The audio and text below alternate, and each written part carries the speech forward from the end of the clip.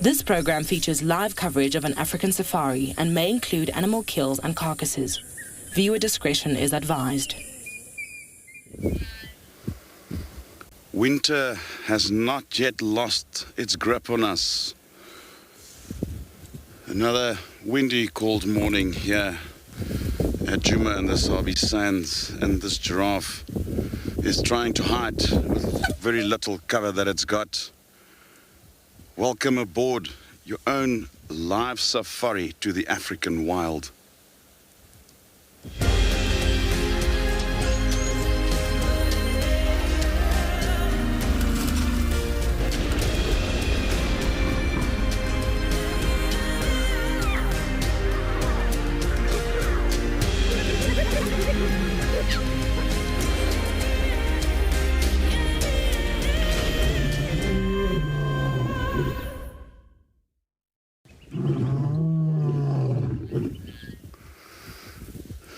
Today's plan will involve cats again, hopefully.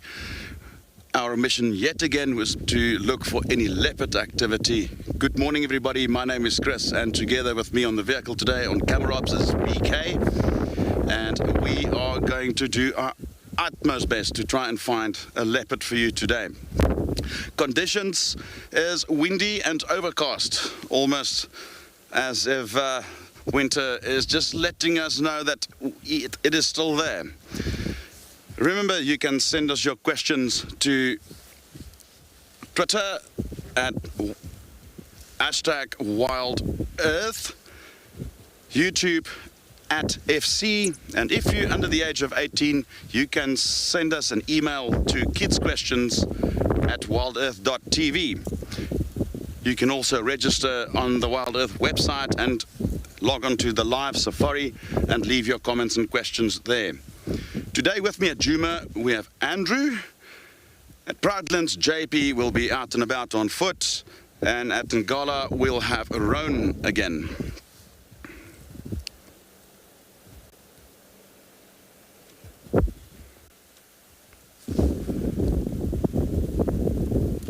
We're going to be slowly heading out and continue on our plan to go and find a leopard for you with us today. Slowly but surely, and let's take a look at what the weather is like at our other locations.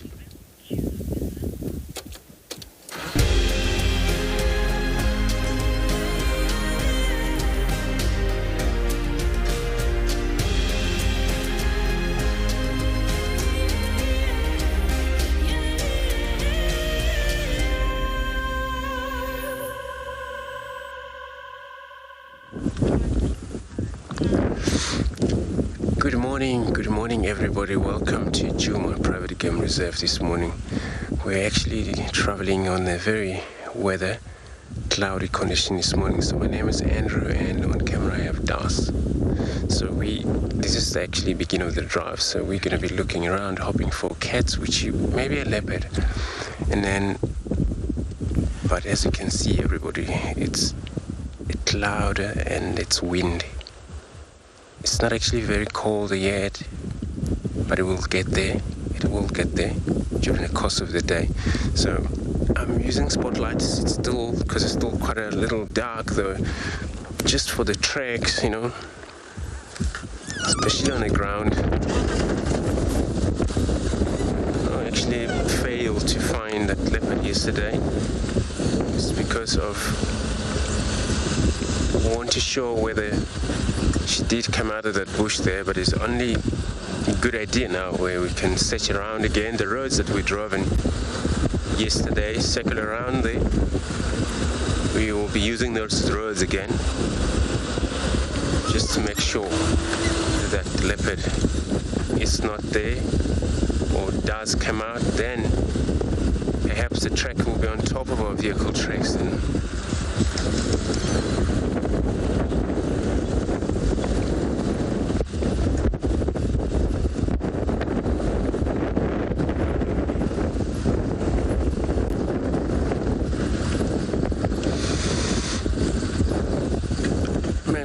So you're asking, is this a bad condition? Oh, it's the wind, sorry everybody, to find a cat. In a windy day, it can be, it's not actually really bad to find cats because they would exercise a lot of their energy to hunt still.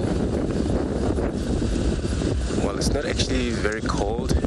It's just so that still have that kind of like morning temperature, but it's not cold as we had a few days or few weeks ago.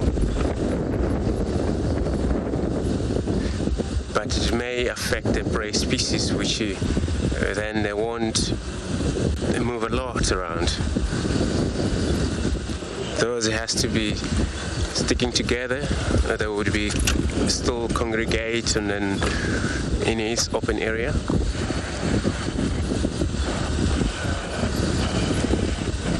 For safety. And those would be parlors and then corridors also travel in groups. So everybody, I'm going to continue shining around for the tracks. In the meantime, let's go across to JP and Pride Lane to say hello to everybody.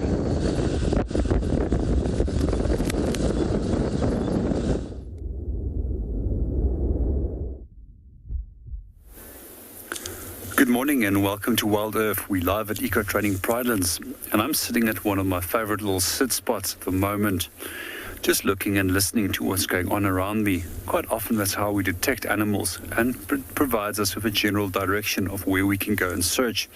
Eventually we'll refine our search by using the tracks of animals to locate them. It's quite a windy morning out here, so we'll have to see what we can get up to, as wind quite often hampers our walks. So my name is JP Leroux, and behind the camera we've got Gerrit. So the reason why wind hampers our walks is because it makes the walking unpredictable, and you can potentially walk into an animal at very close range, which can lead to a dangerous situation developing. So some of the things that we sit and listen for while we're out here is the calls of lion, leopard, as well as we focus on the alarm calls that are produced by a number of different animal species. All of these will assist us in making a decision where we can go and look for animals. We also listen for breaking of branches, and that's often a very good indicator of elephant in the distance.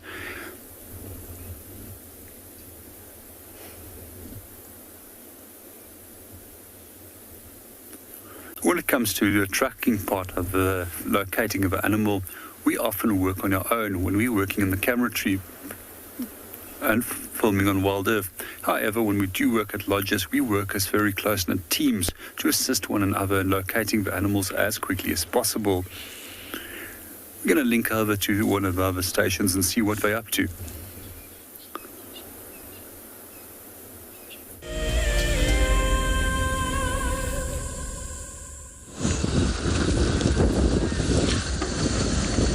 So I'm still checking for these leopards tracks.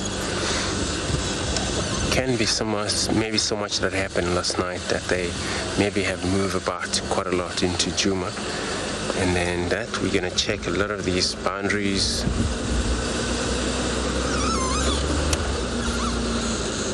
I know Chris is also, this is why it's so important also to work as a team.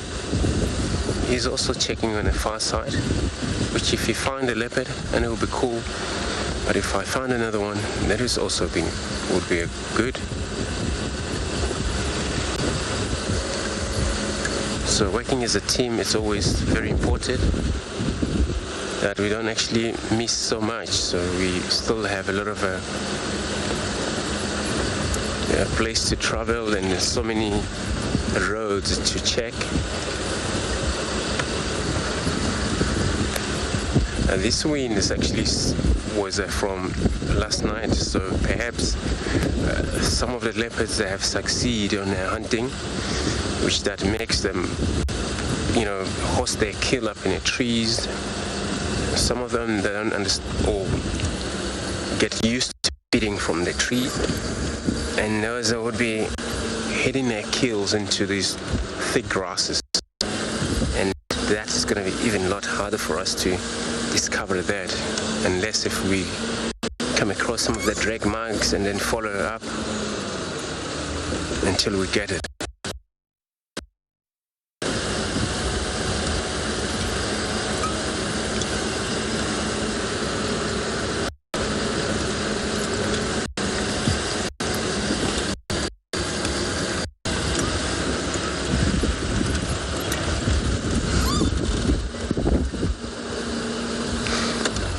So I'm going to check the western boundary and then head back to some of the roads close to where that leopard track was seen yesterday, to see if we get lucky there.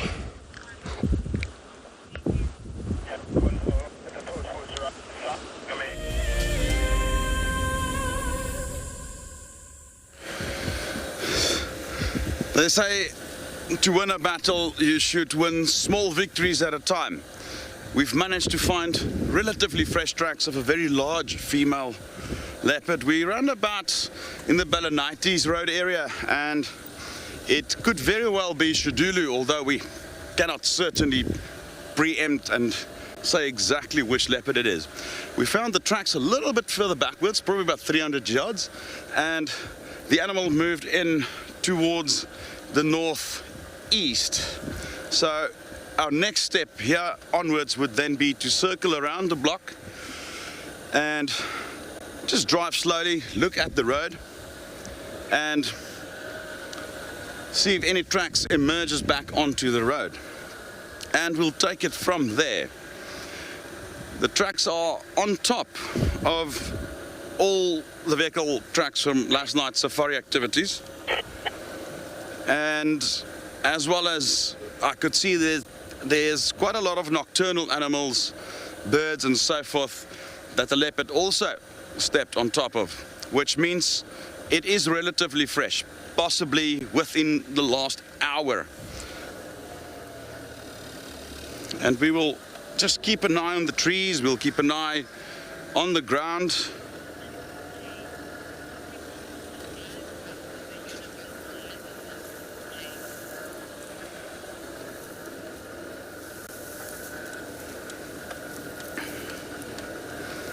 And they could virtually be anywhere.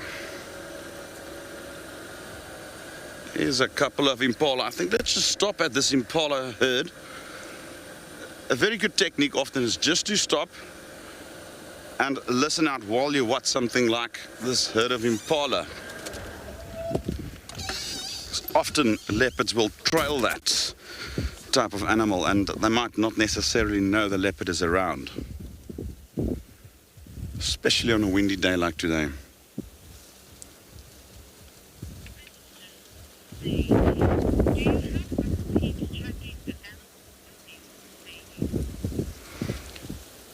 Good morning, Sabi.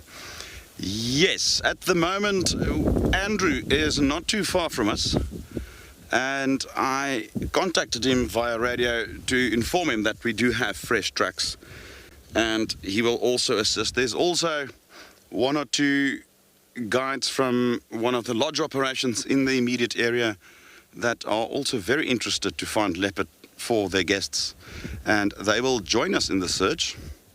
And then hopefully once located, we all will be happy to share that incredible experience of seeing one of Africa's most handsome cats.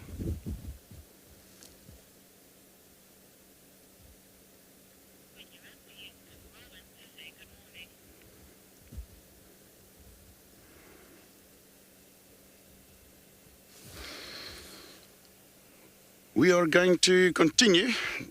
This herd of impala seems to be very, very content and happy at the moment, oblivious of any predators in the area, if there is any. Nothing for us to interpret here as to a sign that the predator is close by. In the meantime, we're going to be going over to Roan to say good morning.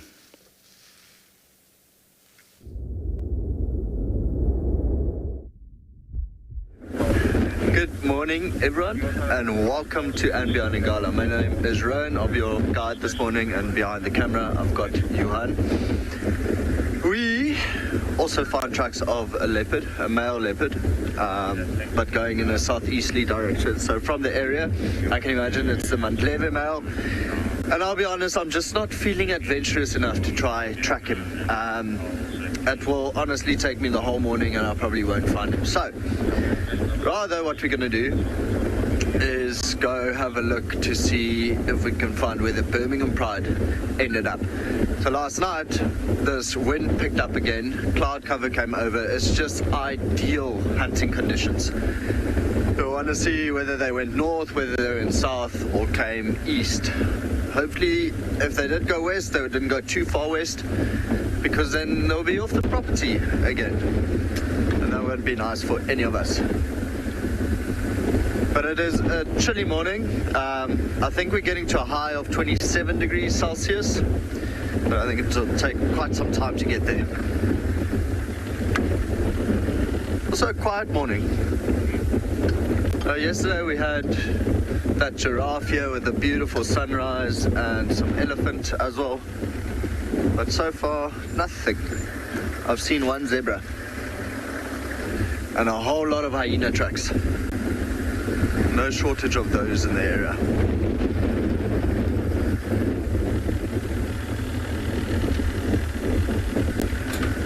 Quite a few branches that look like a leopard.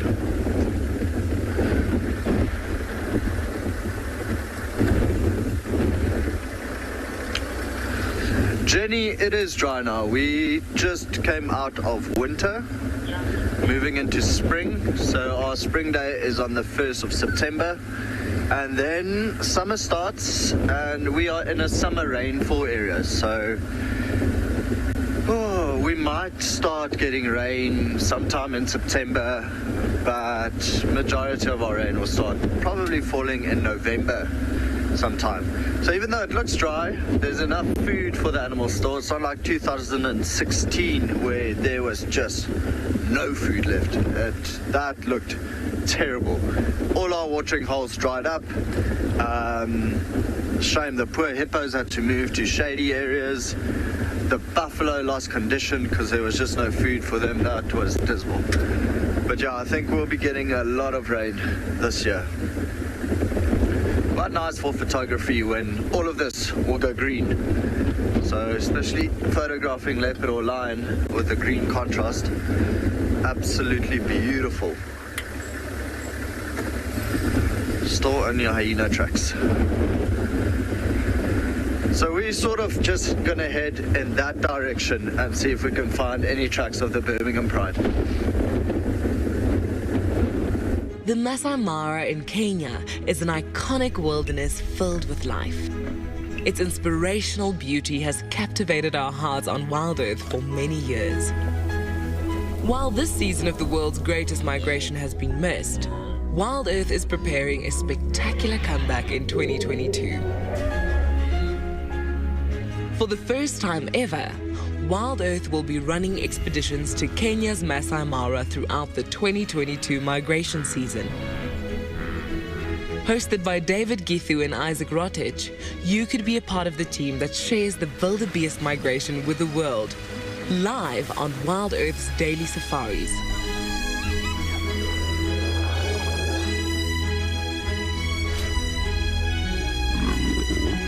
If you're interested, then head over to our website to find out more.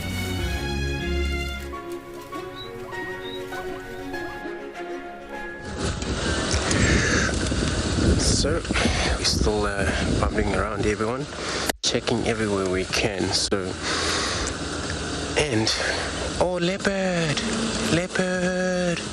right straight ahead of us.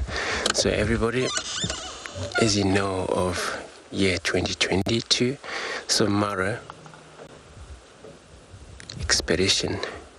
That's what you've seen there, where it's quite a nice open, but there's a lot of the wildebeest. But here we got the leopard. I'm not sure which one. This is actually in the Simbambile property.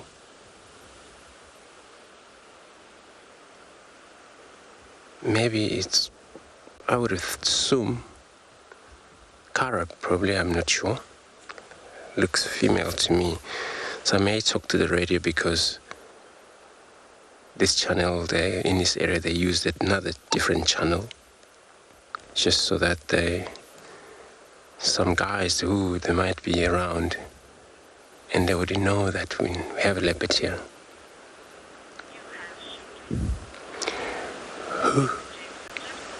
Oh yeah, so according to James Richard, so we got a Shidulu. Isn't that fantastic? Female leopard.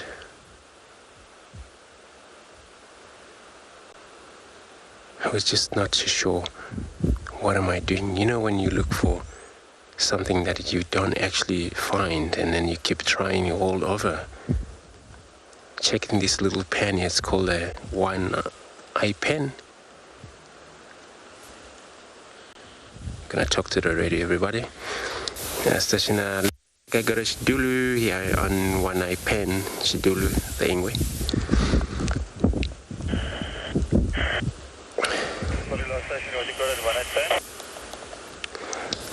The Ingwe Shidulu, I'm there on the station. Andrew, WildEarth.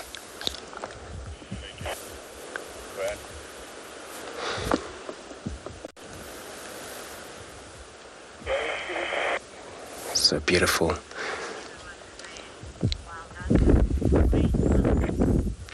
So everybody, you're saying this is a great find. So sure, I'm gonna talk to the radio for one more time.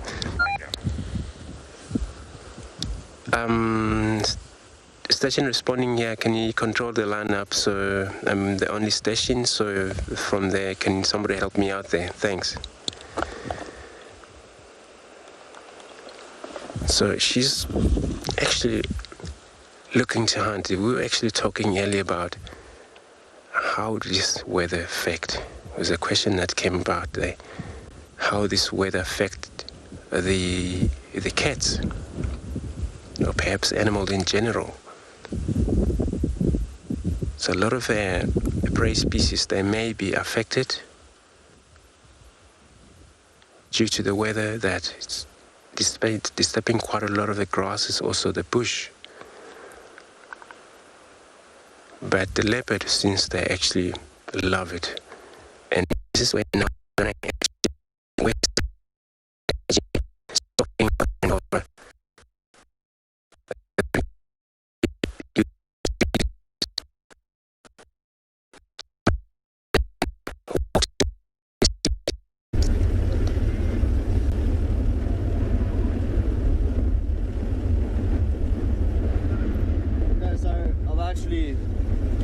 Smartened up a little bit with the thicker jacket on, especially now because we're heading straight into the wind. So rather icy, but this is kind of where we wanted to start looking for tracks. So there's some zebra and impala and wildebeest up ahead. Nice big clearing for them, so they would have spent the whole night here. Then of course it's harder for lions, ambush predators to sneak up to them, and definitely with a number of species together, you know, they are safer because there's more eyes and more ears. Secretly I was kind of hoping we would drive in this area and there would be a cheetah, but no such luck today.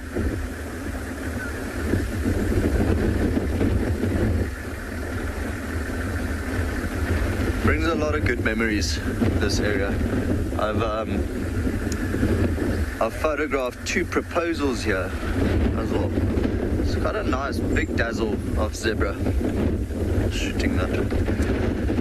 See the tails wagging, all their heads are down and they're feeding. Unlike the impala, they are wide awake, looking around. See a lot of their heads are up. Quite a large herd. Especially on a day like today, it's quite important to stick together. So notice on the impala, some of them are looking browner or darker on top than some of the others that look smoother. And all this is, it's trying to keep themselves warm. So the hairs actually stand up and trap a layer of heat between the body and the tip of the hair. So the dark ones are colder. That is, it's like us getting goosebumps. You know, when you get goosebumps, your hair is also stand up. So It's the same sort of thing. And then a lone wildebeest right behind the zebra, sticking with the crowd.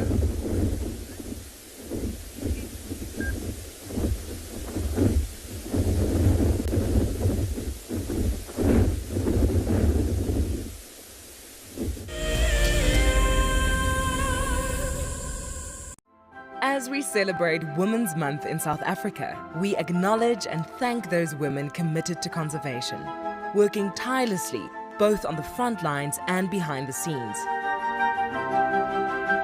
The Endangered Wildlife Trust is proud of the women who dedicate their lives to fighting to save species, conserve habitats, and benefit people.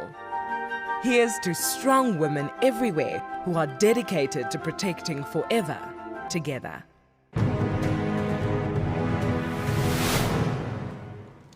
And I turned to Shaun and I saw that she had this panicked look on her face. Either she was afraid that something had happened or she was afraid that she was going to miss out on something. But instead of her missing out on those lions, we drove up next to them and I switched off the car so that she could hear what was going on. Now, these lions had killed a kudu, and she could hear these two cubs, both 8 months old at the time, busy pushing and shoving each other out the way to get to the best parts of the meat. And the mom was lying just to the side in the shade. Now, I'd known that before losing her sight, Shaun probably knew what a lion looked like. But I really wanted her to know what this lion looked like. So for the first time in my guiding career, I started to describe to someone what a lion looked like. And I found that, I started to notice things in that lion that I'd never seen before.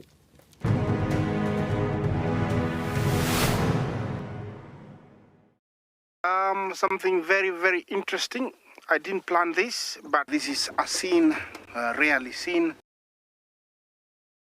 This is what we call a journey of giraffe.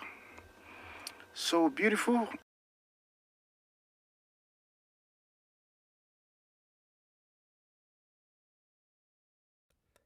Tune into WildEarth every single day. It's in your nature. Delivering 6 hours of HD wildlife content live every day is no small feat. It's a massive team effort and we all rely on one another. Cam ops have a bit of work to do in the morning, up nice and early, get all the checks out of the way and make sure we're ready to go live. Helping others fall in love with nature brings meaning to what I do. It's also a lot of fun.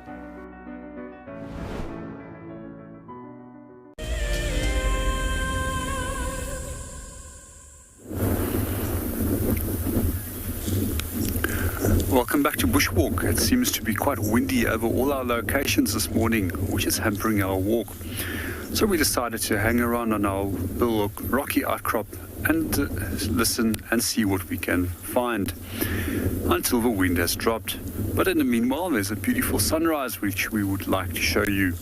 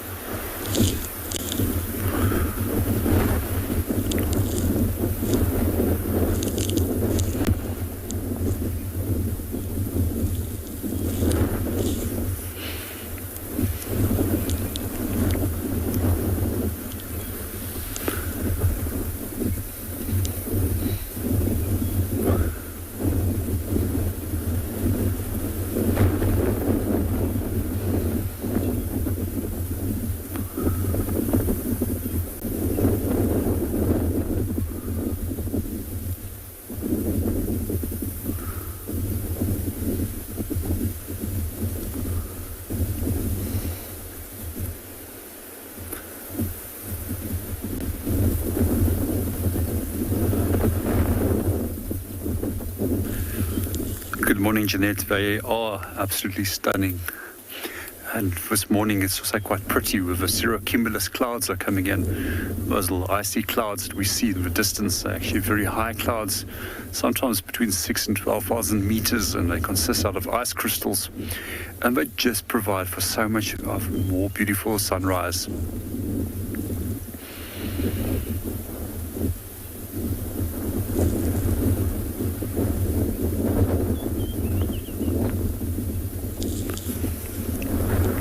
We're going to enjoy our sunrise for a little bit longer.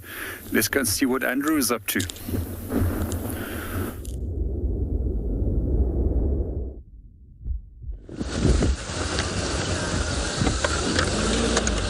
So everybody, it looks like a couple here, leopards, but the male is very shy. So we're going to try and keep up. And then it is actually mating, pair at the moment. Dulu, she's fine. We know her well, but the male, he won't stay closer to the end of the vehicle. But we're gonna try here, and then we've got a two vehicle. So myself and the other vehicle here. The one to follow up on the Ngala.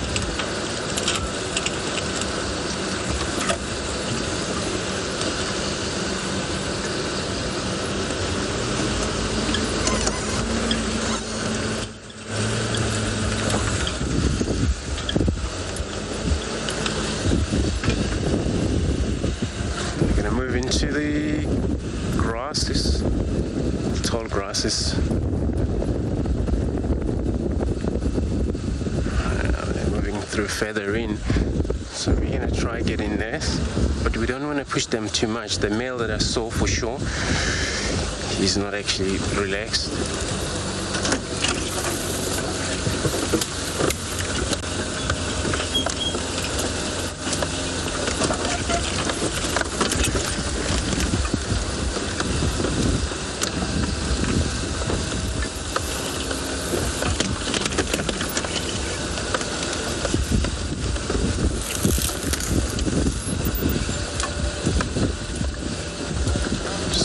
There with them moving straight up. Let's see.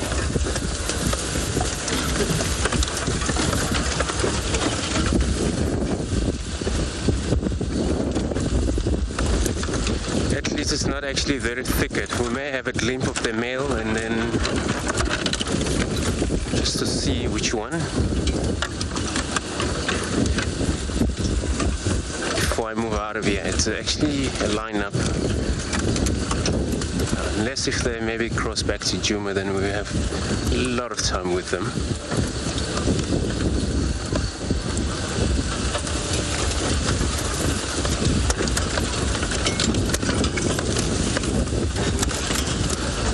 Gonna cross right in front of us, but just a little bit of, it would be just a glimpse there.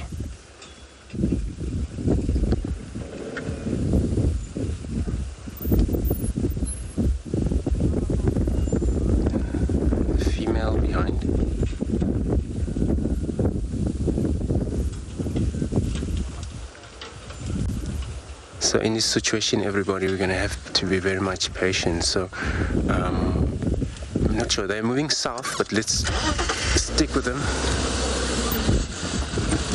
Hope we'll get another clear look at them there.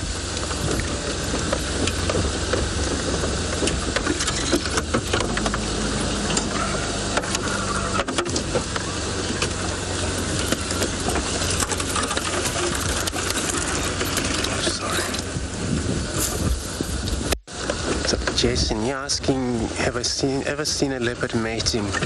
Yes, I have seen a leopard mating a lot of the time. So we're going to go back to the boundary, a trampoline boundary there. That's why I'm saying sometimes we only hope, good hope that if they crossed into Djuma there, we perhaps have a lot of time with them, and it's going to be less of vehicles coming into that area.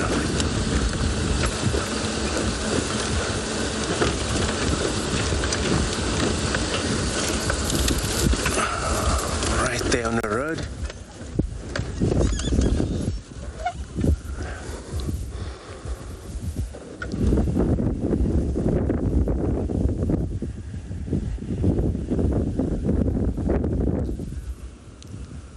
that's a female. The male has already gone in, so let's keep the visual of the female, and then we know they're around.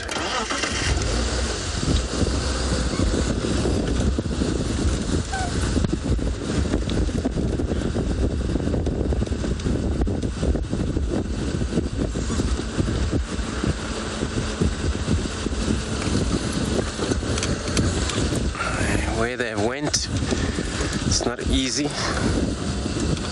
This is where I lost tortoise pen a while ago. Going into this thicket stuff, and it's not always the easy thing, but I'll try my.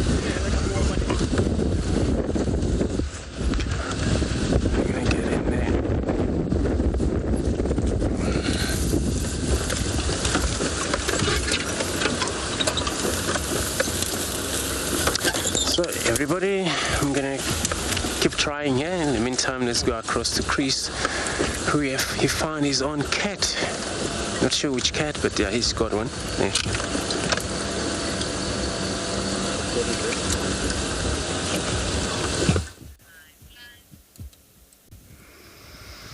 Let's hope Andrew managed to relocate those leopards. We have left the area where we were tracking.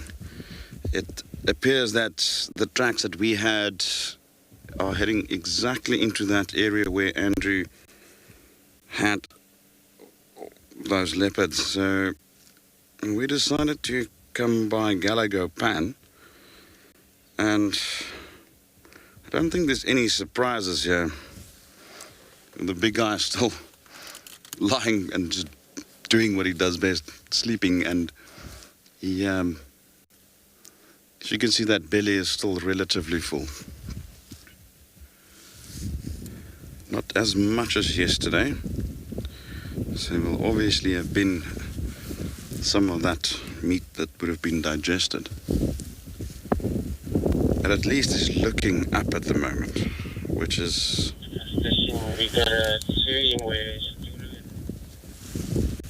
about 200% more activity than yesterday.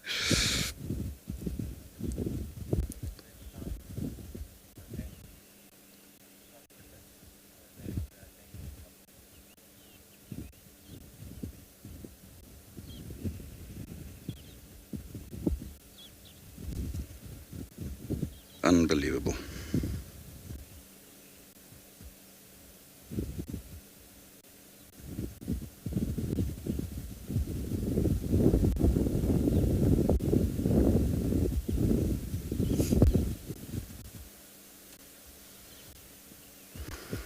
Now my prediction would be that he's likely going to sleep here most of the day, unless something disturbs him, like perhaps a herd of elephants coming past here, and we know elephants and lions are not very good friends.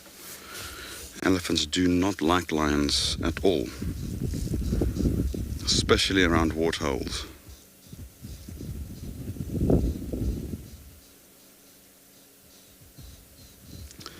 Other than that, he's likely to remain here for the entire day.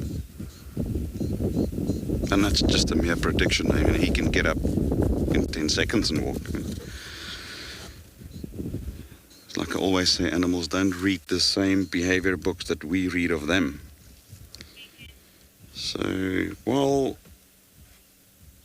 he's sleeping, we're just gonna just watch him, and if he does move, we'll follow him. But for now, we're just going to sit here and watch him.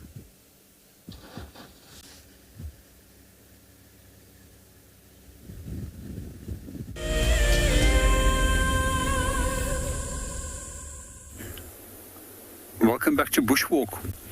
This morning has been a very slow start, and it's been a bit of a hassle to start walking as the wind is incredibly strong, and it leads to fairly unsafe and unpredictable walking conditions. So as a guide, you never want to really walk in strong wind, as you can very easily bump into animals at close range.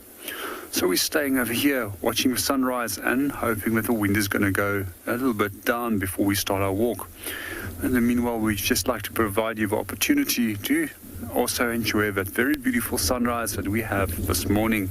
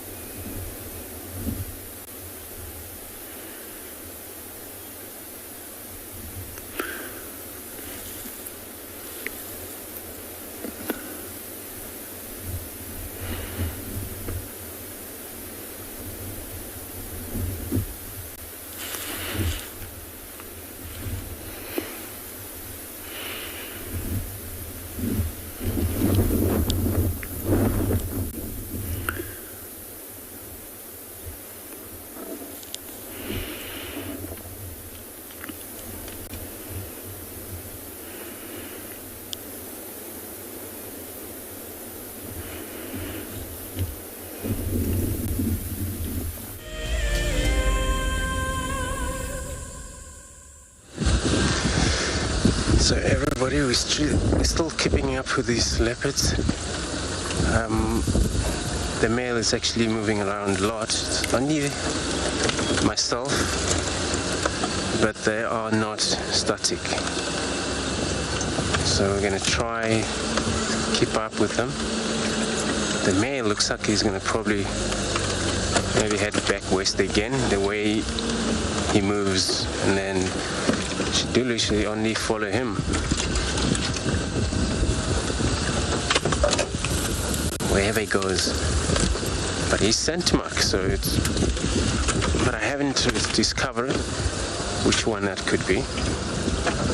Maybe it's Toto's Pain male. Maybe it's Tabangumi. Maybe it's another male. But I don't know of a Toto's Pain male being so skittish. But so that sometimes the behavior can change a little bit to the cats.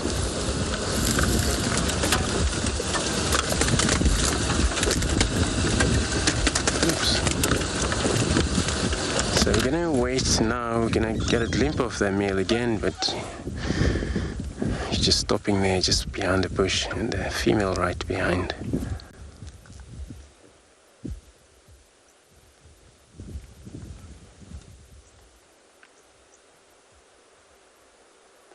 So he hardly sometimes look at us.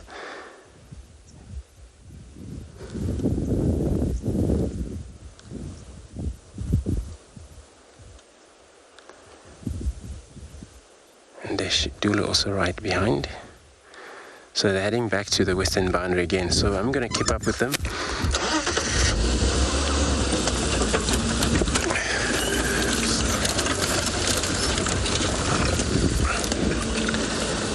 I'm going to actually go back to the radio and let the guys, because they have give up since they can't traverse in Djuma, but they maybe take it from there. If they cross into Aratuza, for an example, we can't traverse there.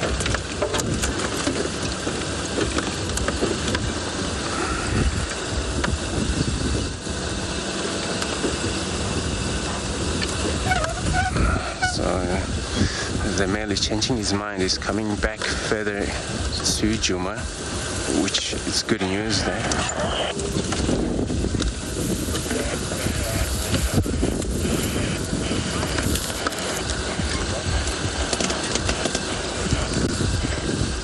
I mean, you're asking, it is it's usual for the female to follow male, or why would she follow him? So because it's a mating, and then she's interested, so it's truly on estrus.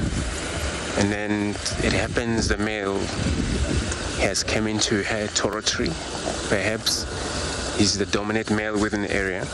Well, he's there, but yeah.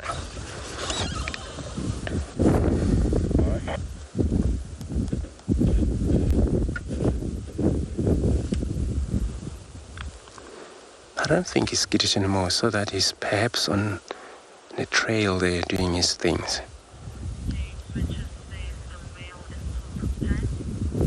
So James say the male is tortoise pen. So beautiful. So it's actually beautiful male. So yeah, that's actually usual for leopards, a female leopard, especially when there's a mating, when the males move, and then the female should always follow behind. So not letting him go. But it's also because that one male, he may dominate several females in the area. And this territory of theirs as a female overlap. And it's so important to have male in its area, one male dominating them. So in a given time, for now, it's so good that, Dulu, she always behind him, making sure they mate straight away.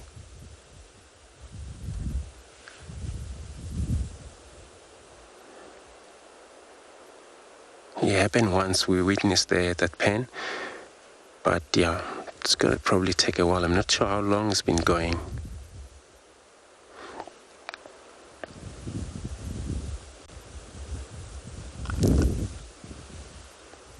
Roughly it will last perhaps 3 days or so, and then after that, and then each one gonna take its own way out, do their thing differently.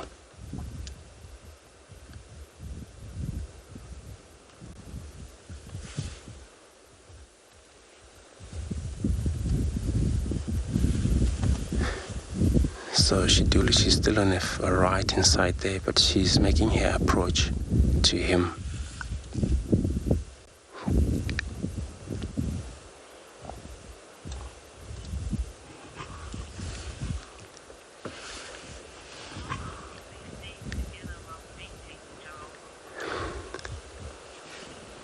Jerome, you asking how long would they stay together while mating? It depends. Usually 3 days mating take place for 3 days roughly. Can be for 4 days, but yeah, they would be around for 3 days together. And the 4th day, that's where they may separate.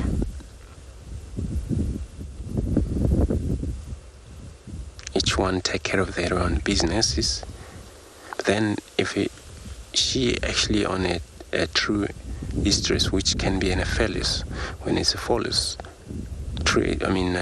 estrus, is that maybe it's a waste of time for male to mate with her, that she won't get pregnancy at all.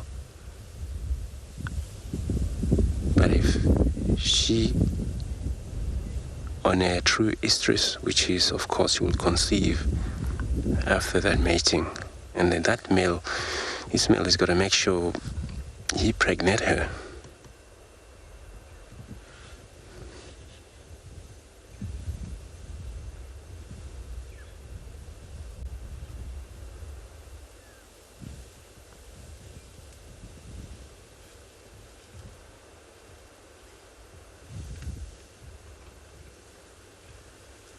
So only hear the growl, but we have a female visual there. The male has still disappeared to the left. I'm going to give this distance.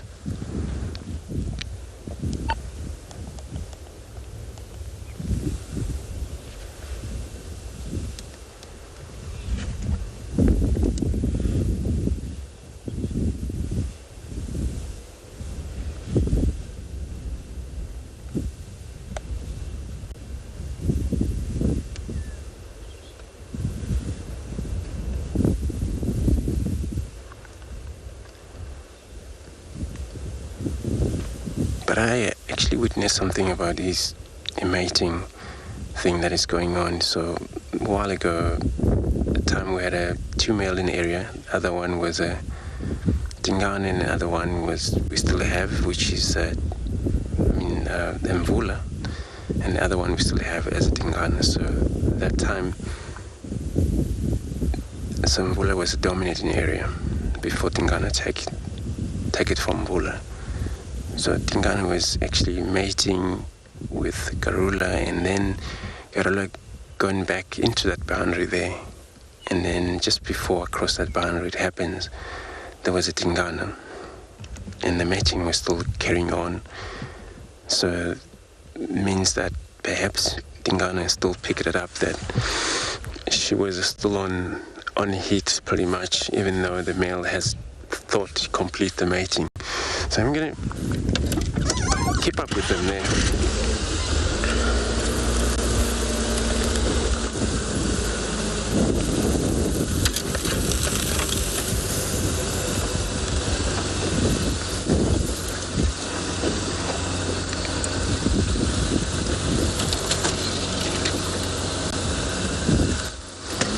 But I'm gonna try stay with these cats. It's not actually very thicket, so we're gonna try to keep them with us.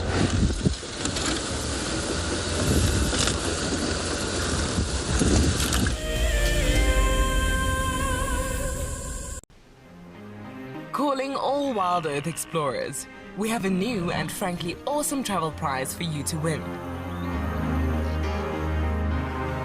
andBeyond Phinda Private Game Reserve encompasses an impressive 28,000 hectares of protected wildlife land in KwaZulu-Natal, South Africa.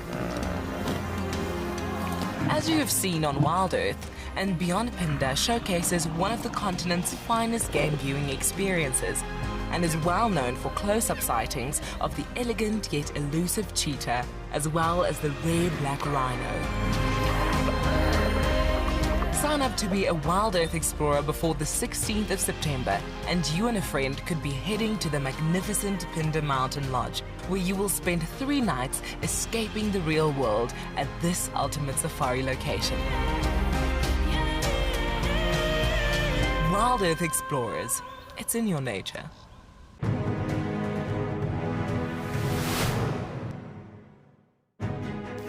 Here at the Advanced Rifle Handling Challenge, which is actually lots of challenges in one to gauge the contestants' skills at different distances and different speeds. This is probably the challenge that the contestants are the most nervous about. So let's get them locked and loaded.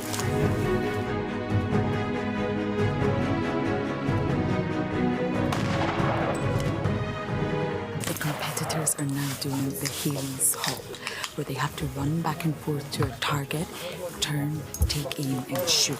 And this simulates a chase in a real environment and gets the heart pumping and the blood pressure up. James gave us a demonstration, and the skill involved in this exercise is remarkable.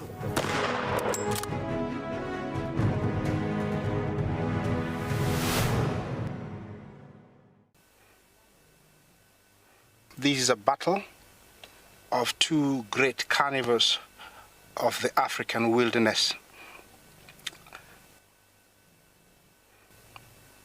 Whew. Whoa! You don't want to be under those jaws. Definitely, this round goes to the lion. Look at that. Fantastic. Expect the unexpected here on WildEarth Daily.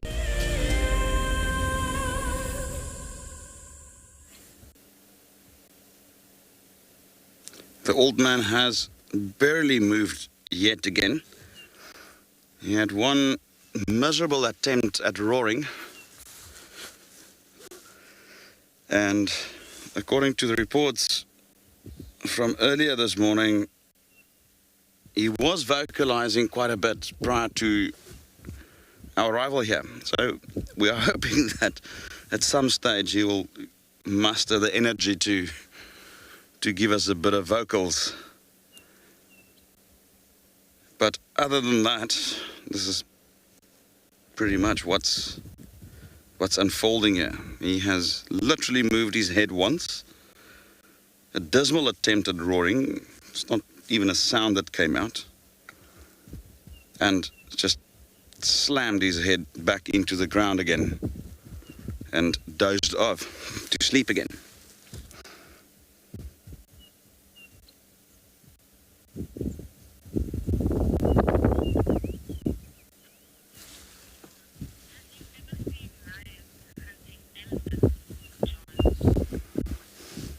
John, yes indeed, I have witnessed lions hunting elephant, and quite a few occasions. Now, if we read the books, we read that elephants are not a usual prey item for lions, and that is true.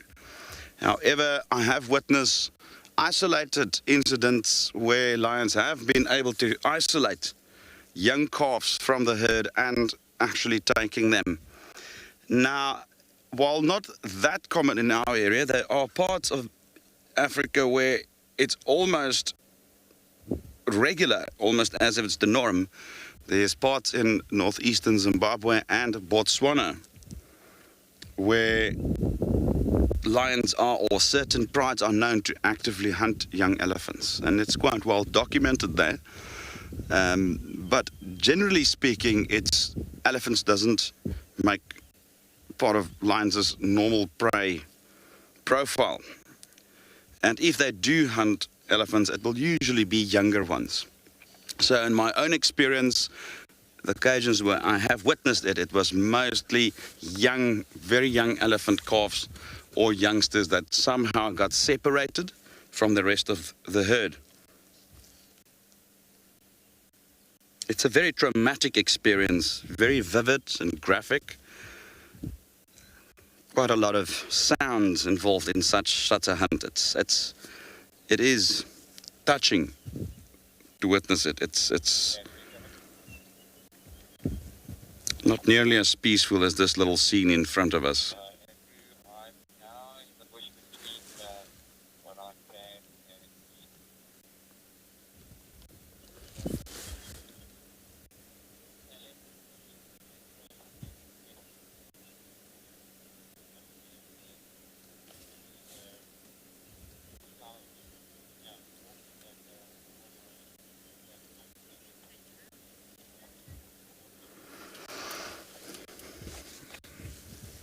Darkmane is still snoozing and is very likely going to do that for quite some time. So we're going to be going back to Andrew to see what's happened with his leopards.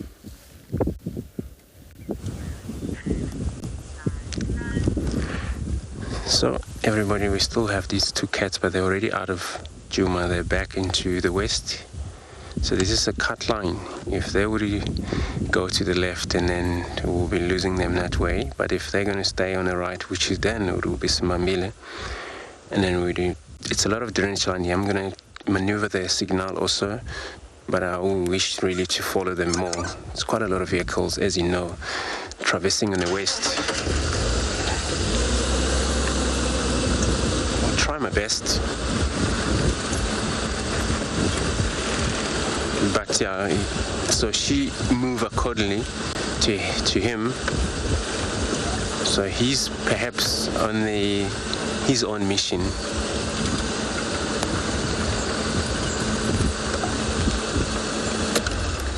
So I don't want to actually make myself into that drainage line system. The signal, it will actually drop away. So as we still have a visual of them.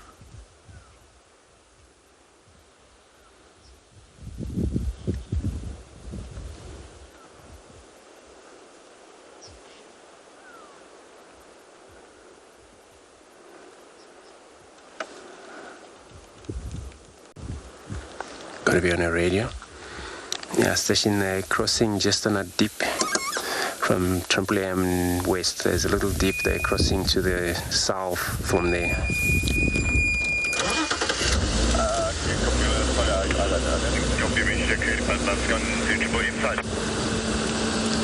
Yeah, fam, you know the cut line, Simbas and R2s are there? I'm almost that side. Give it things. So I'm going to try go uphill. Yeah, so where they just crossed to the south, that's why I spoke to the radio, because we cannot follow there, but we can only stick on the road here, hoping for them, if they ever show up, back to the road again.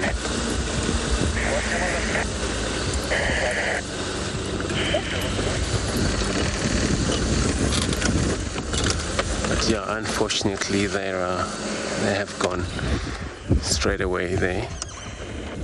Just gonna wait in case maybe it happens they come back to the road. But you know, Toto's pan is actually pushed too much on. I'm not sure, he's perhaps maybe on hunting, or he was another male. Then the female, she wouldn't mind if just behind him, follow behind him, while he's also concerning that maybe there's another male in the area.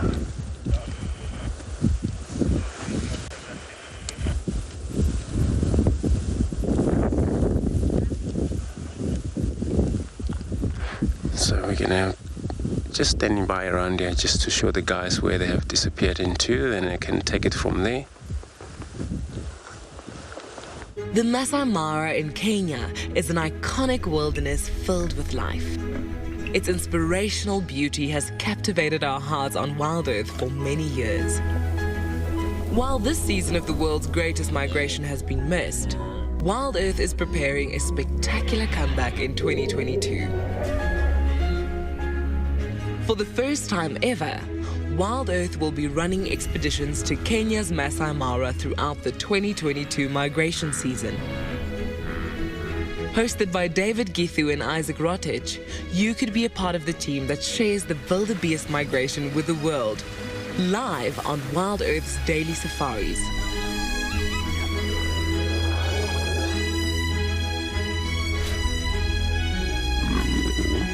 If you're interested, then head over to our website to find out more.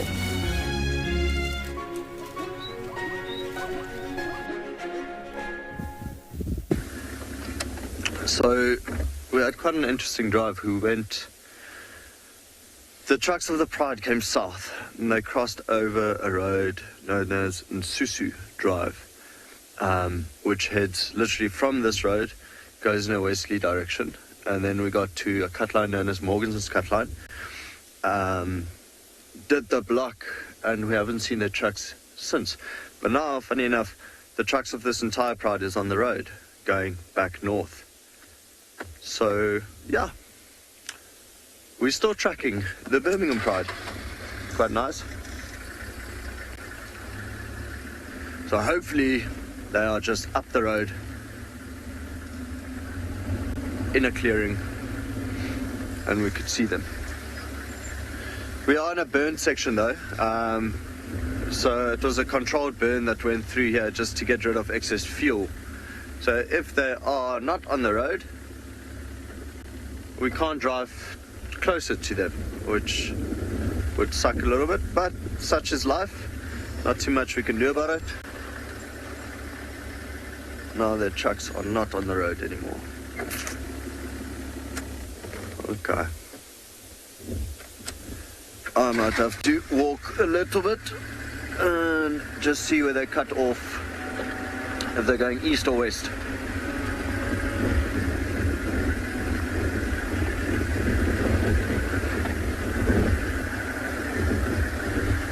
So drive back to the last spot where you had a track.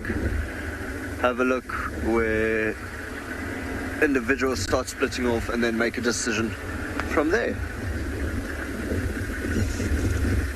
Luckily for now we are quite far from the boundary. So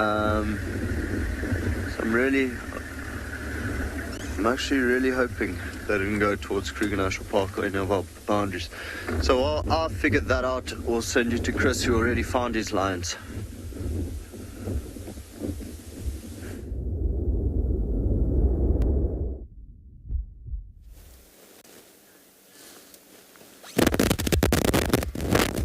Well, let's all support Rowan and wish him good luck in finding those lions. That will certainly be great if that can happen. We're back with Darkmane. You with me live? And he does not appear to be alive. He is just sleeping.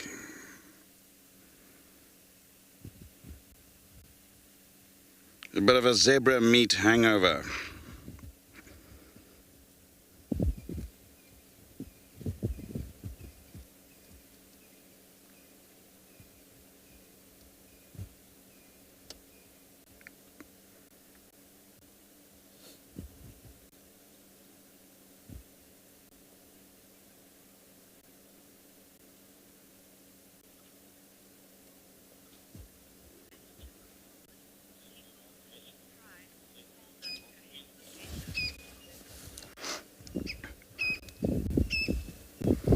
Morning, Thomas. Yes, eventually that is what will happen. He would definitely want to join up with them, especially if all that meat in his stomach has been digested. He will definitely try and link up with them because he will know that they are the food providers, those lionesses. So what will likely happen is he will vocalize, will roar if they are quite far, at least try and contact them. So remember, roaring is their long-distance communication, in addition to advertising their territory and their presence. And as he gets closer to them and they reply, they'll start using short-distance contact calls, little grunts and so forth, in order to pinpoint each other's location. Now, it's interesting. I've often seen the females in various different prides that I've been working with in the past, that they often don't reply, knowing that the males will often just barge in and come and take their hard-earned meals. He has been vocalizing early this morning. Now, just to give you an idea, we are relatively close to camp, and at about 4 o'clock I heard him vocalize when I got up to start my day. And about just before 6 o'clock, he vocalized again. So I'm hoping that at some stage within the next hour that he will do that again. And that will basically tell me whether he's going to move or not. If the females do not reply, he's very likely just going to remain here for the day. But it's difficult to predict. You know. As predictable as they can be equally unpredictable.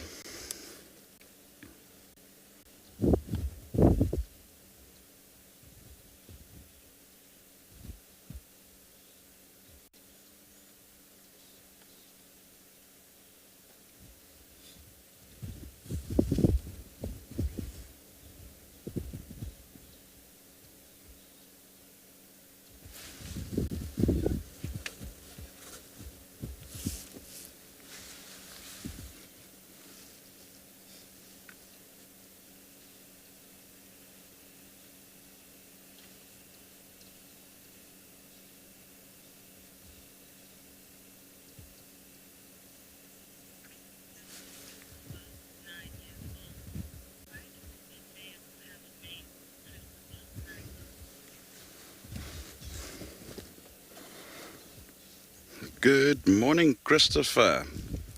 Asking, why do only males have manes?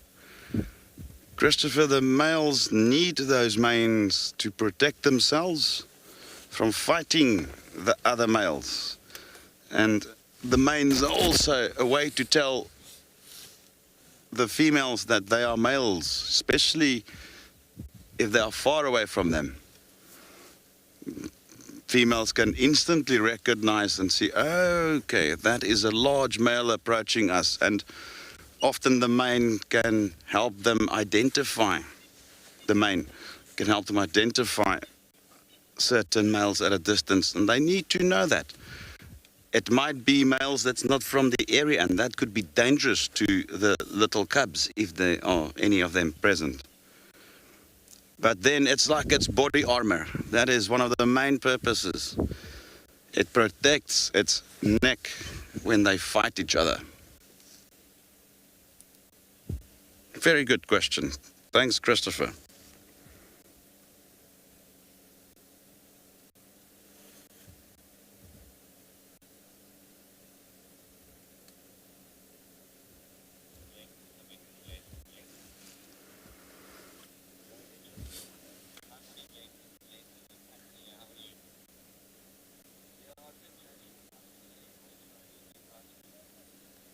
If you look at those, the size of those feet, those paws, and the size of its actual claws, which you cannot see now, they are retracted. I mean, a fully grown male lion's claws is bigger than my own fingers.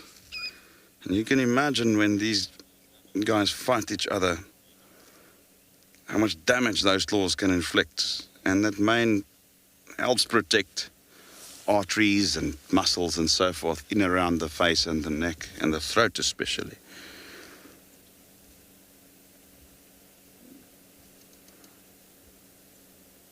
And one can clearly see the scars on his nose inflicted by claw and teeth over his several years of reigning in this area.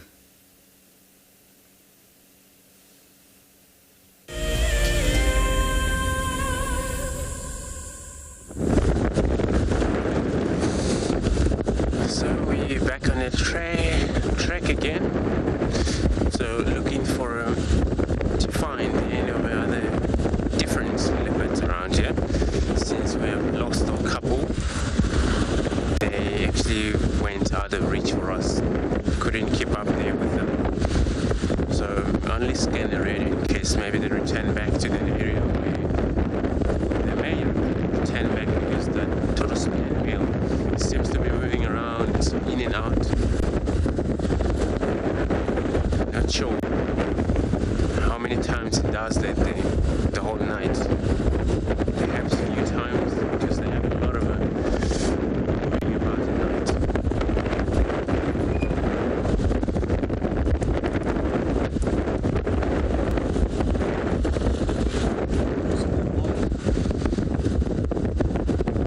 Yeah.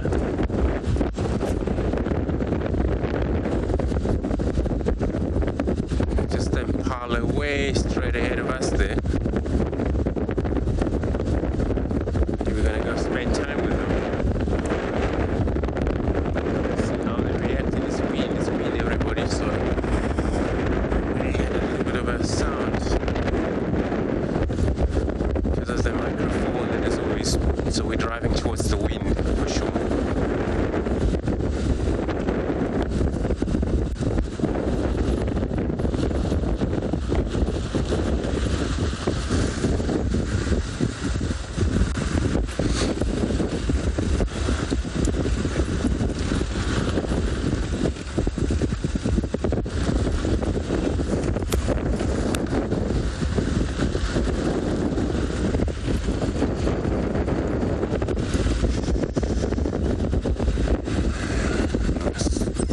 Impalas, just quite a lot of them, looks like them. They all just get around a bit, just to make sure they stay warm.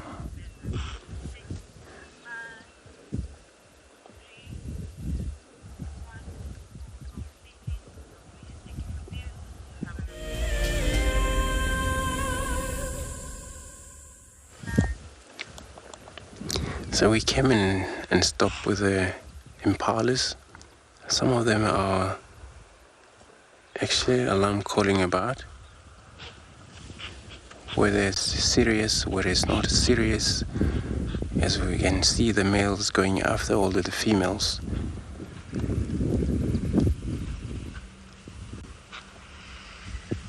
We're not sure, but we will spend time with them just to see what is happening around here.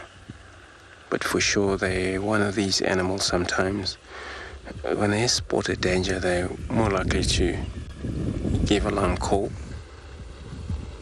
But that also helps the other member of the different species around here to be aware of that could be anything around.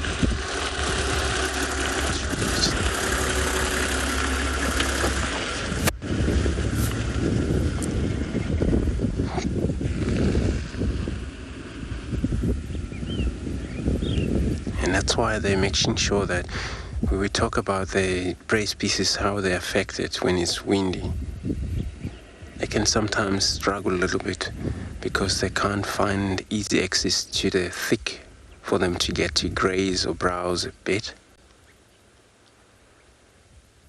And this is what they would do here. Congregate. But everybody's on a lookout, so it's too far from where we lost a couple there.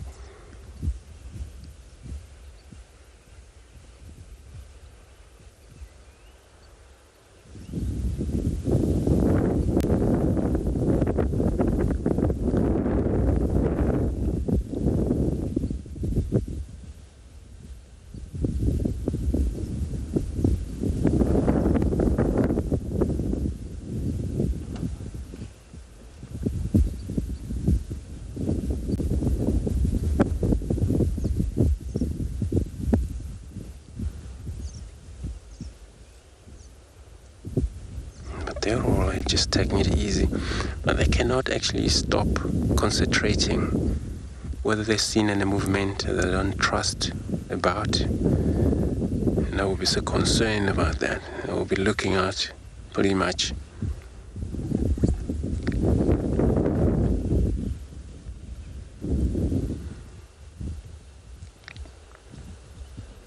So now many of the females are heavily carrying their babies. They're all fully pregnant, which about November, that's a month they may drop their baby. But depending on the rain,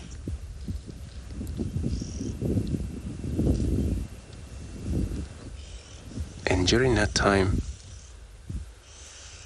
it's going to be a lot of our cat species running around for these baby impalas.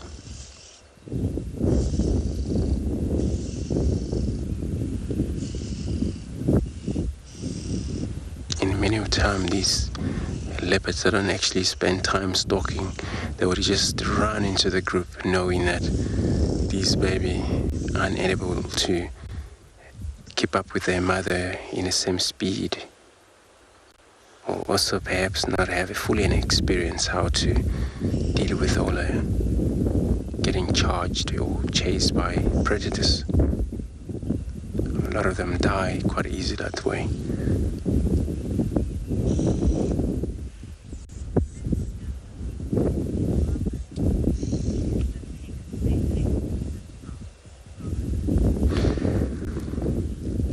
Robert, so you're asking would they eat the ticks that they take off their skin? So they don't eat actually ticks, but if it happens a tick actually stuck between these teeth of theirs, then of course there's no chance for them to pluck it off. Perhaps maybe squashed during a chewing cud or feeding, but they don't actually have to eat ticks, because ticks has actually had a lot of blood and they don't actually eat flesh or drink blood, these animals, so they're vegetarian.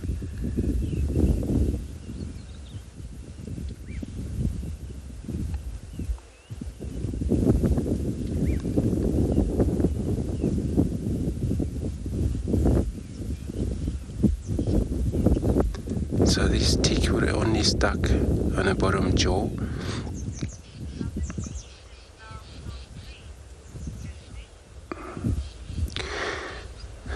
Lucy, you're asking how do they keep themselves clean? So they do groom one another, and then of course they can fix their coat due to the weather as well. So they don't actually have to swim or anything. So dust actually, it just came off naturally, or dark doesn't really stay with any of the animal's skin.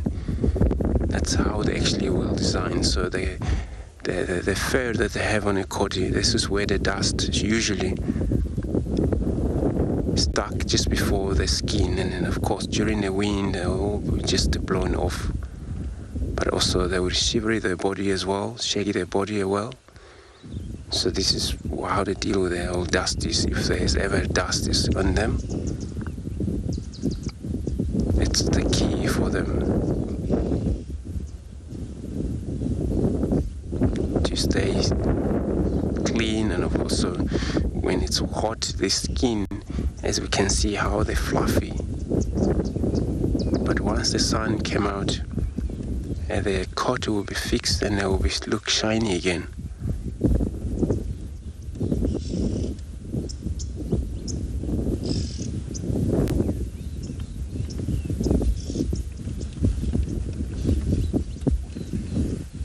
And then of course that's actually Lucy, a good question, because you always see them clean. Winter season, there's not much rain, and then they still look shiny. But they do the best. Sometimes when they run also, sometimes does come out of their skin, or so I'm not sure what they're seeing. I'm gonna take another moment here to look at these antelope.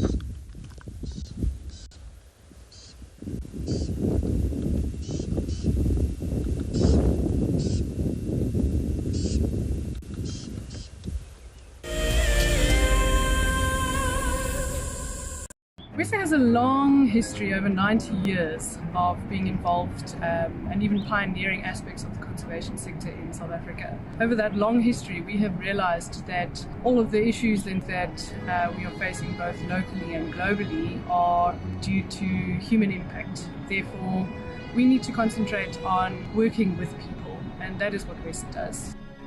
What makes me passionate about the work that we do at WESA, and in particular the work that I engage in, is actually connecting with people. Currently the work that I'm working on is working with youth in a skills development program, and just to meet the youth and to hear their stories and to bring them opportunities that we hope will have some impact on their lives really, really fuels me to get up every morning.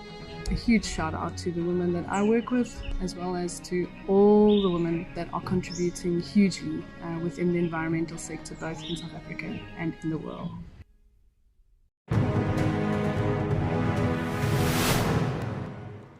We got there, he had probably moved a couple of 100 meters down the river and was about 10 meters from this causeway.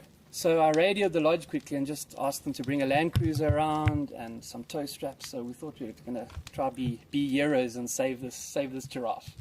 Now a big bull, probably over a ton, he's a big unit. Got the tow strap one side of the giraffe and managed to get it around him with the boat, and the other edge of the tow strap obviously back onto the bank. So we made this U around him because he was lying quite close to the bank. And we put that land cruise in low range and we just gave it hell and pulled that giraffe, and the tow strap slipped up and we thought, oh no, it's going to slip off the top of the head, and it caught on his Aussie cones top.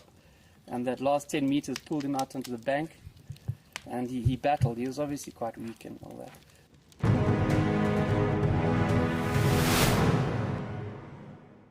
Looks like it's a very difficult climb, because every time it tries to climb, the ground is breaking, so it slides down. But it's the only one. Look at that. That is the call of desperation with a cub. It's like, what are you doing, mommy? Oops. Oh.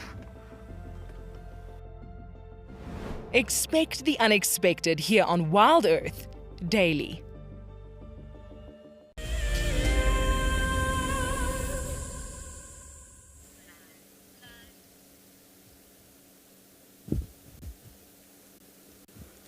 Again, not much has changed. The old man's still sleeping or lying down. Every now and then just opening his eyes, blinking, and that is it.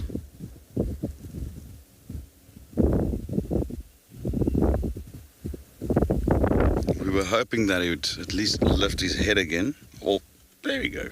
Thank you.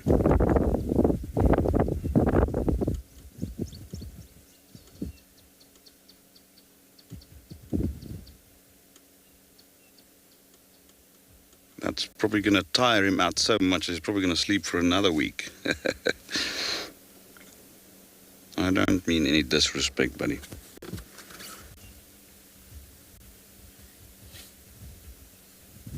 You are entitled to it. You are the main man in the area.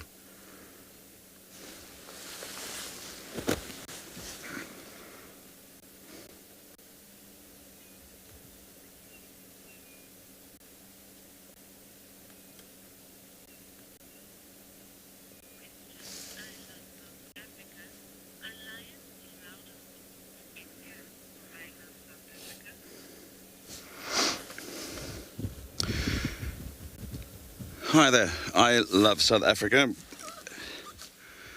Interesting is, I don't exactly know for sure, but I do suspect that they would be the loudest. The 5 big roaring cats all make that sort of roaring sound, and they are definitely louder than leopards for sure, which leopards roar is just those little grunts that sounds like wood sawing. And from what I've seen on television, the jaguars from South America are very similar. If there's any of our viewers who can comment on that, I've never heard a jaguar roar in real life, neither tigers. Look at the size of the throat. I think it would be a tie between lion and tiger. But that is a very interesting topic for me to go and research, as I'm always on a drive to learn more about nature, not only African animals in Africa in itself. But I think it would, in my opinion, be a tie between lion and tigers. And my personal bet would be that lions will, in all likeliness, be slightly louder. That is a brilliant question. I would love to go and research this further.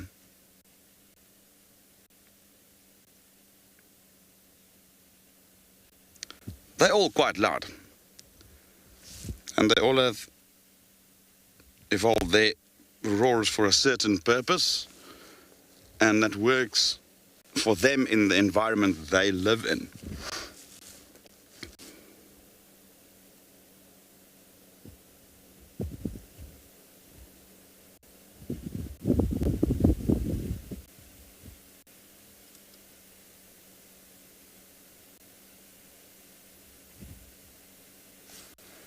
And that's again one of the main reasons I still do what I do after 20 years.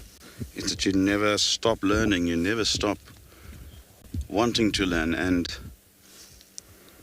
every now and then there's just a question from somebody or a species that you've never seen before, and it just suddenly opens up a whole new can of worms, and there's a lot more study and research to be done, which is very, very stimulating for me.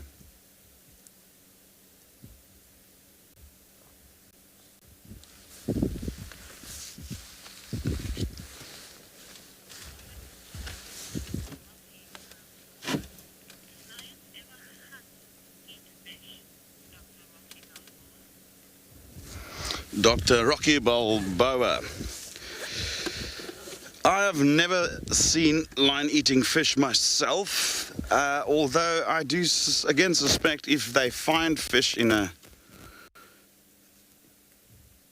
waterhole that's drying up, specifically catfish, I don't see any reason why, especially a lone lion that's very hungry, will not attempt to eat them.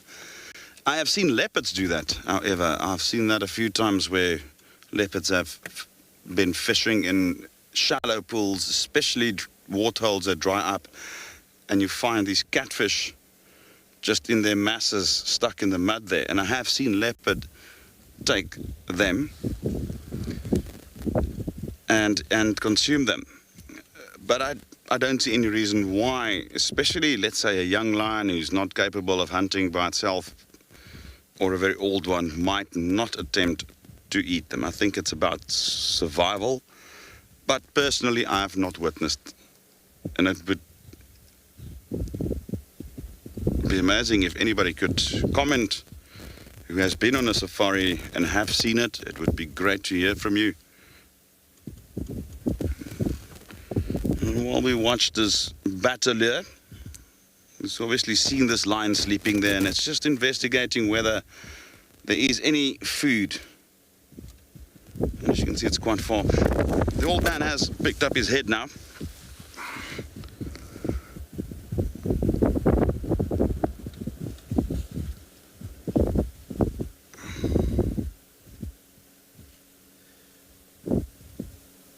Come on, buddy, give us some vocals.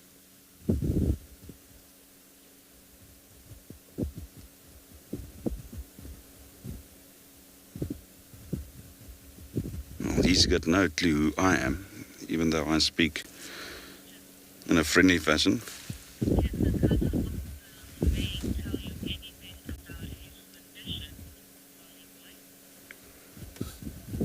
Hi, Collie boy. Yes, the color of the mane can tell you quite a lot about lions. It could tell you about age. I mean, when they are very young, the manes are very light colored, and they only grow darker as they grow older. So it could be an age indication. We often see the more dominant they become, often that has an effect on their mane color. But the single most factor that contributes to the color of the mane is genetics and also regions. I've seen in a lot of areas in where we are operating in the Greater Kruger, very black, very dark manes doesn't seem to be the norm. They're usually more of a brownish, sometimes reddish. I've even seen lions with slightly blonde manes.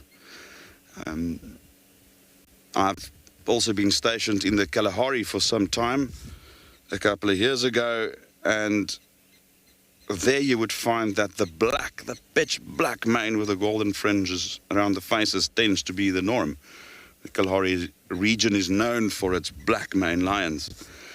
Not restricted to the Kalahari, for instance.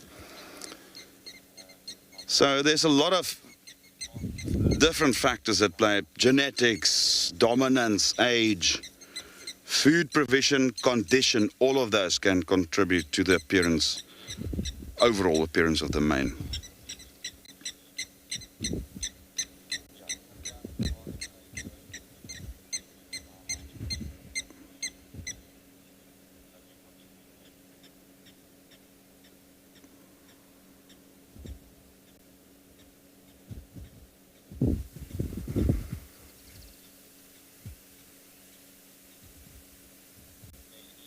He's not actively sleeping again, he's just resting, and I think it's still, his stomach is quite heavy.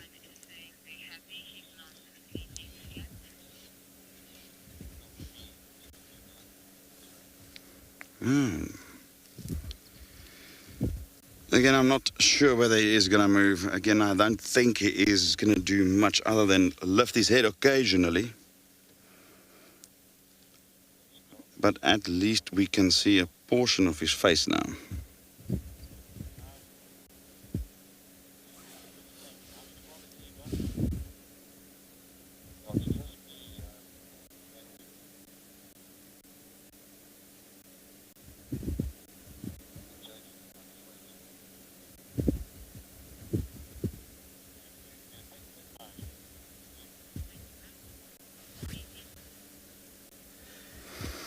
No, BK and I have had a discussion earlier. We have come up with a plan to leave dark mane in the next 5 minutes to go and search for something else, possibly a herd of elephants or anything for that matter, and then hopefully return a little later and just update on what's happening with dark mane. In all likeliness, he's just going to be in the same spot, but you never know. If he does move, he is very close to camp, so we'll get reports if he does start moving. So yeah, let's just watch him for another few minutes, and then we'll embark in search of elephants.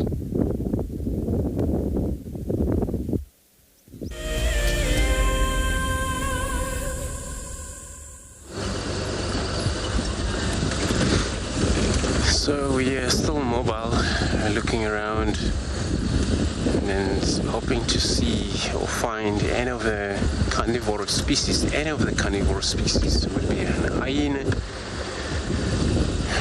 would be another leopard, lions,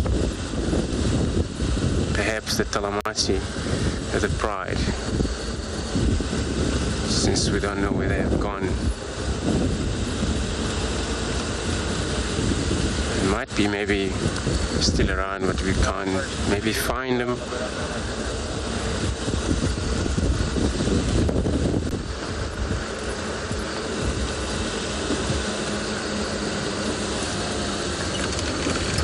think I'm just enjoying tracking animals in this weather.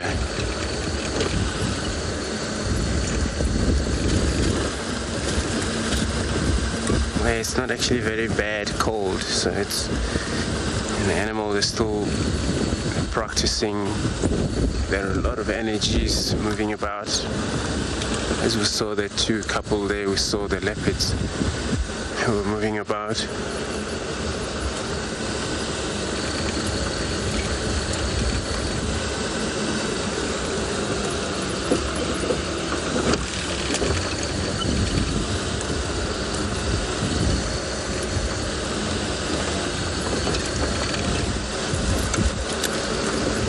Looking up in trees on top of the mounds, just to make sure we don't miss anything. We don't miss those are hosted up. Trees we don't miss. The cats, those are posing up in these mounds.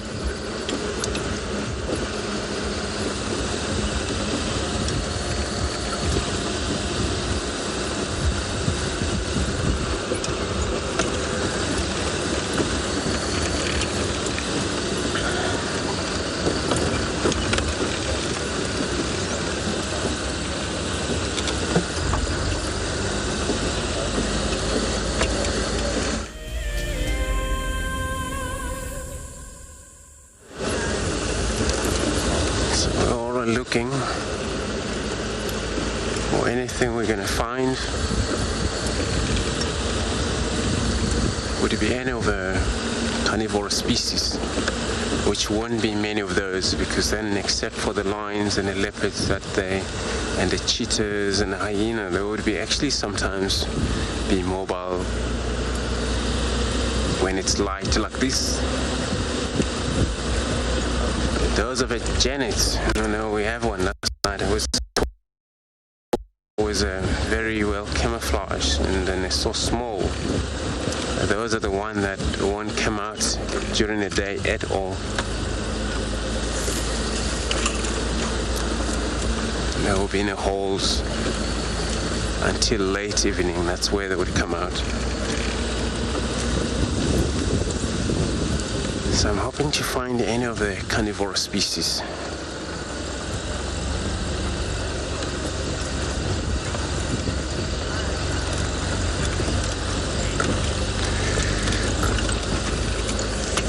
Chase, so you're asking, would I still drive in the raining?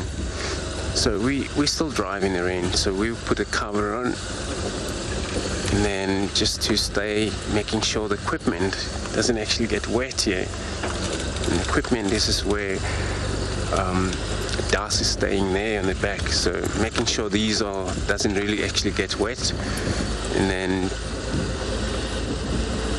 carry on.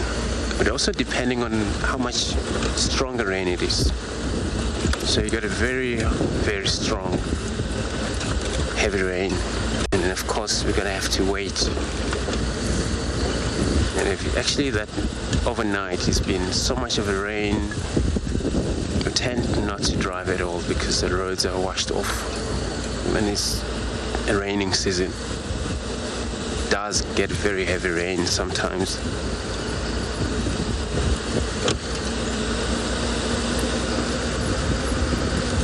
So, but if it's just a light rain and drizzling and things, we still do get out there, set in that windy, cold.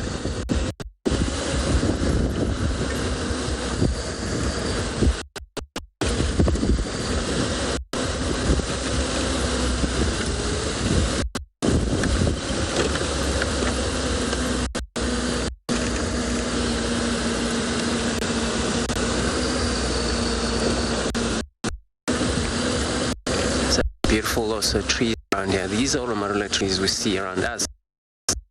They're perfect trees for the leopards to put their prey on, horse they killed up there, but also for them to rest on during a hunt when they don't want to be bothered by and move on the ground. So I'm gonna carry on, everybody. Now, in the meantime, let's go across to Roan.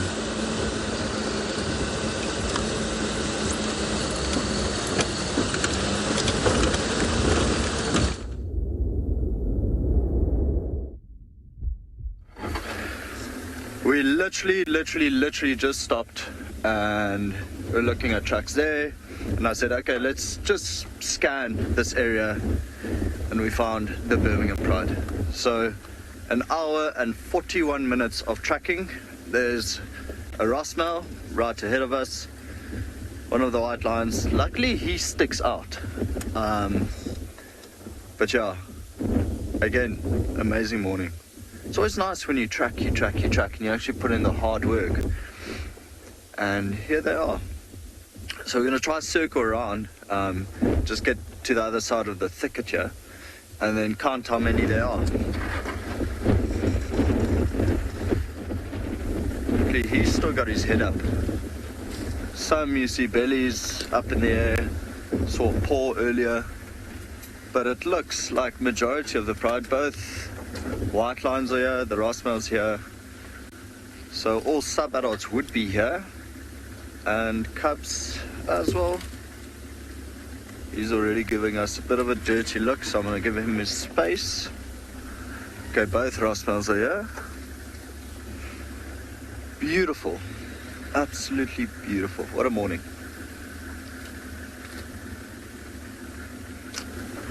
Just gonna stop right here, and there's an entire, just massive pride of lions. That's awesome.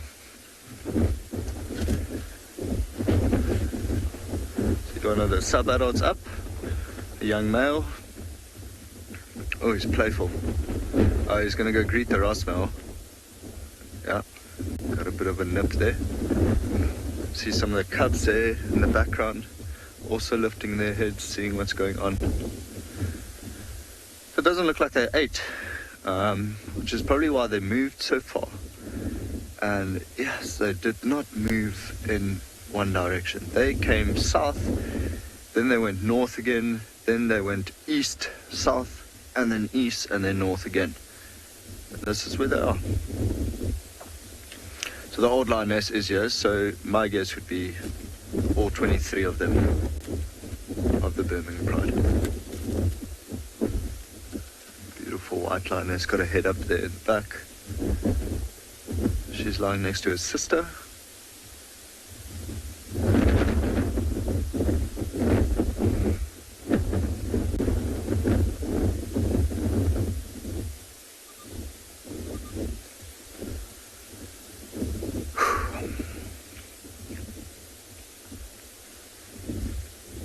I feel marvelous, to be honest. I really feel like we achieved something great this morning. High five, Johan. Sorry, we just woke everyone up. Didn't mean to do that.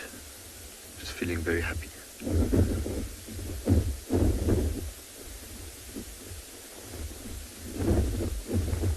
Just don't really know when they settled. Like I was saying earlier, you know, it's hard to tell from the tracks with this very strong wind exactly how fresh it is, but looking at it, I don't think they've been here too long.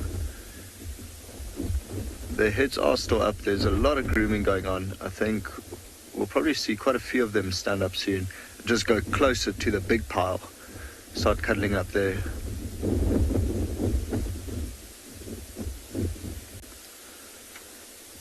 But yeah, an hour and 41 minutes. It's a good tracking session. See this Rosmel, so he's the blonder one, and he's actually lying the furthest away from the pride. So I think maybe him and his brother had a bit of a tiff. Thank you, Mal. It is indeed great to see the pride again today. Luckily now we know exactly where they are for the afternoon. It seems like everyone is tracking leopard in the east. So we just decided, you know, put in the hard work, have an idea of where they are. You need to keep up with them. You know, if you lose them for a day, then if you go out the next day, it's just for 2 days, you have no idea where they went. So they could be off a boundary someone finds one random track close to a boundary and says, okay, no, the pride crossed, and meanwhile they're up in the west. So it's always just good to try keep up to date with these animals and their movement. He's rolling around. There we go. Comfy. Yes. Oh, he's going to be a beautiful male. Very broad face. Broader than his brother, although his brother's larger, taller. The old lioness is now waking up. Just here in the back. Big yawn from her.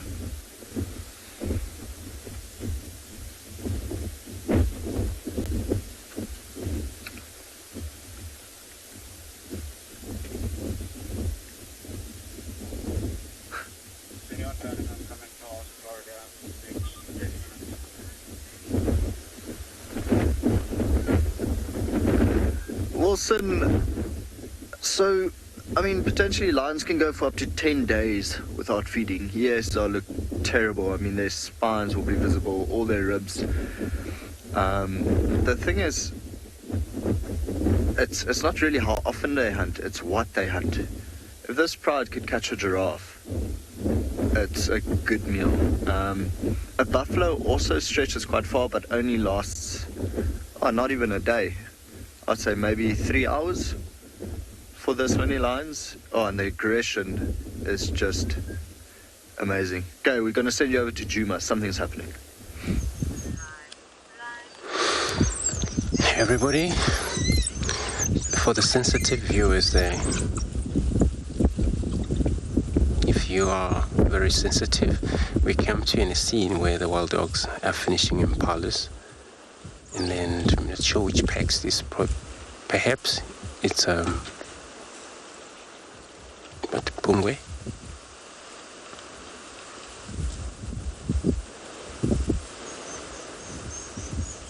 We're actually just on the way out here. Let's just take a look at them first.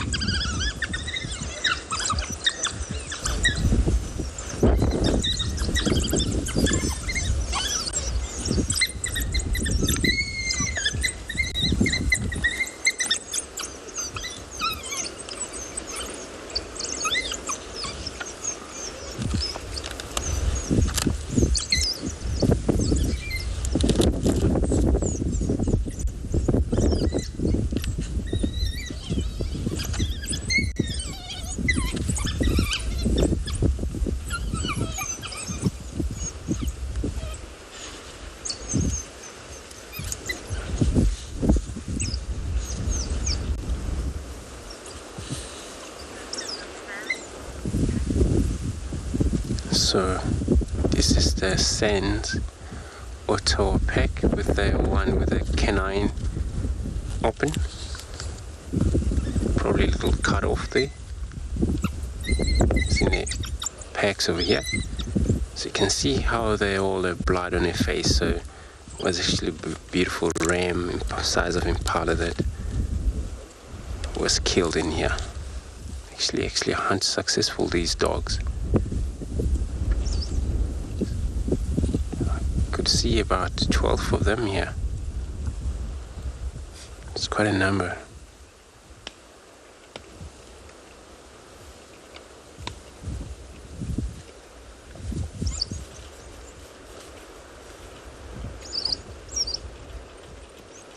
And it's just so amazing. This is an area where we were following the leopards around. You know, since they move, always run when they move, and that's what makes them fast enough to reach far enough in one day. We're not sure where they're going to end up to when they get out of here.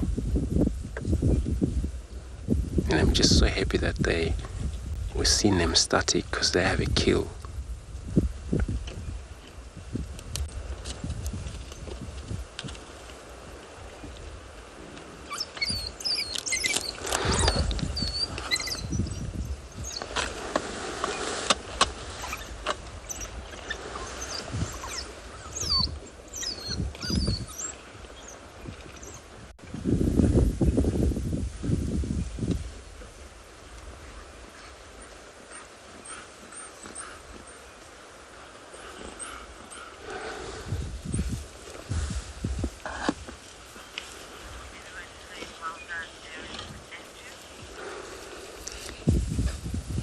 So everybody, thanks for crediting us of finding all of these dogs.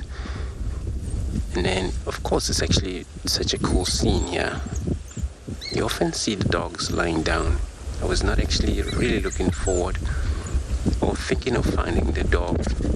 All I was hoping was to find any of the carnivore species. But there we go, we got even more an exciting one. So packs of dogs.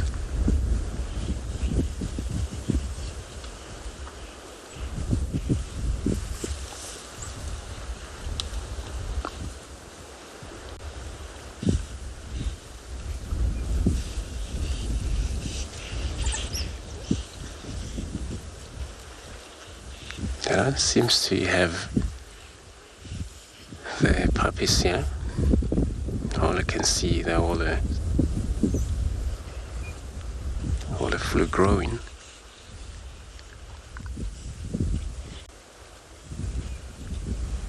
So they move around all over the parks.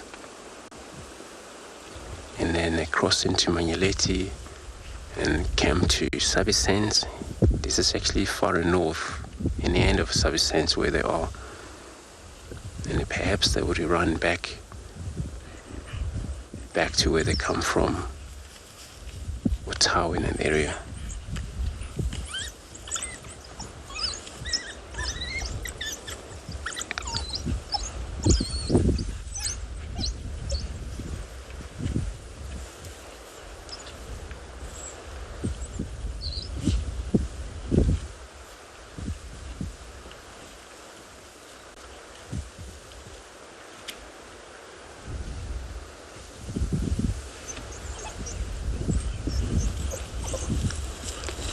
So, since we count 12 of them, the fully grown impala would only sustain them.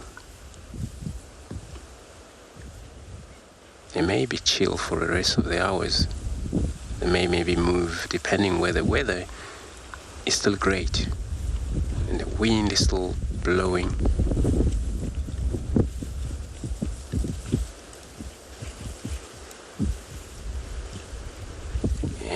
Very serious animals. When they eat these animals, they're very serious. They are voracious when it comes to feeding.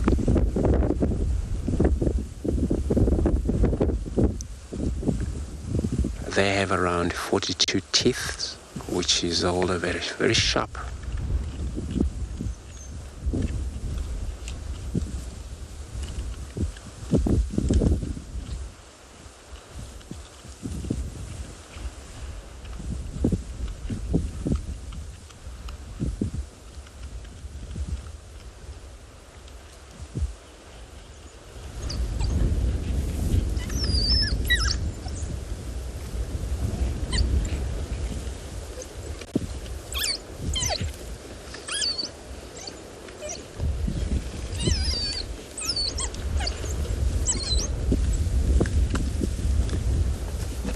Seen the vultures land about in these trees far distance,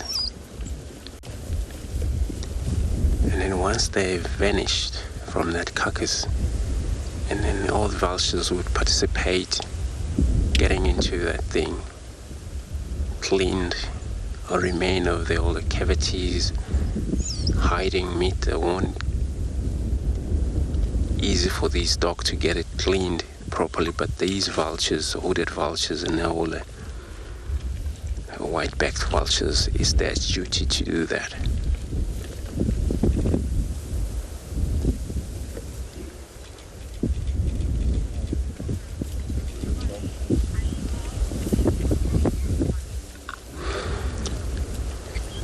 Connie, you commenting saying that you love their marking.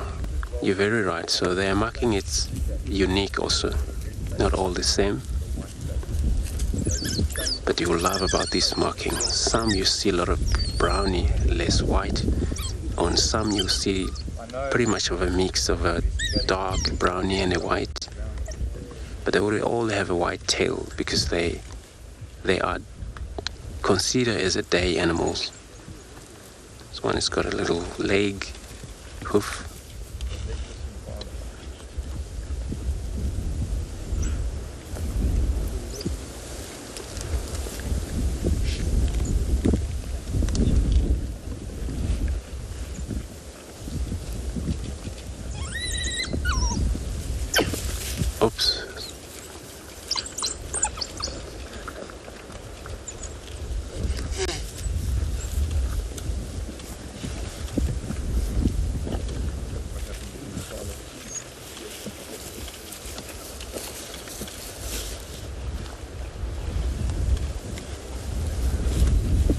So wherever it's the dogs, no doubt, they hunt successful this animal. And they run prey species for miles and miles away. A lot of time, the prey species, they vanished, and then they still kept on being chased by the dogs non-stop. Once they picked up one target, they may separate around, perhaps lost during a fight, but many of the time they rejoined again.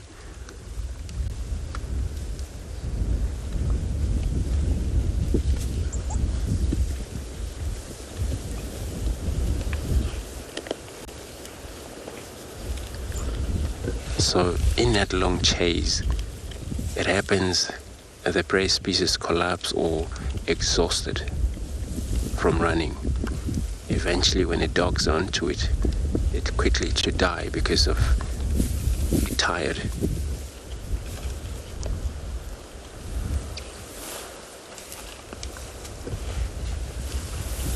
One dog can kill impala.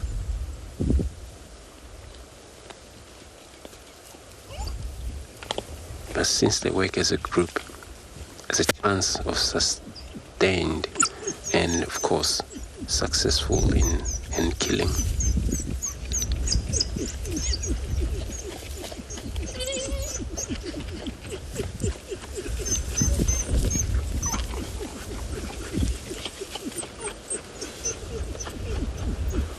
So there is a system here where there is a pair, a breeder. There has to be male and a female in each pack that are all breed.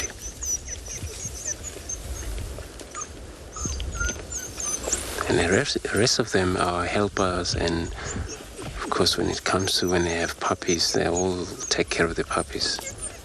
Especially the helpers is their duty. Young males and the females in the packs.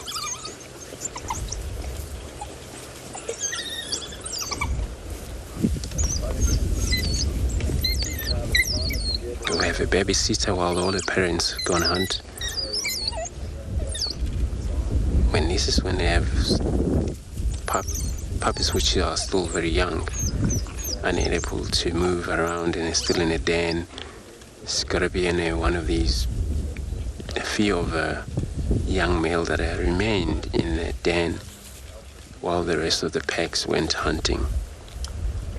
Always come back if they already eaten the meat. This is when they're probably 4 months, 3 months old, and these parents were able to throw or regurgitate meat to their young ones, able to start getting access to the meat. And they would keep on and throwing meat to them.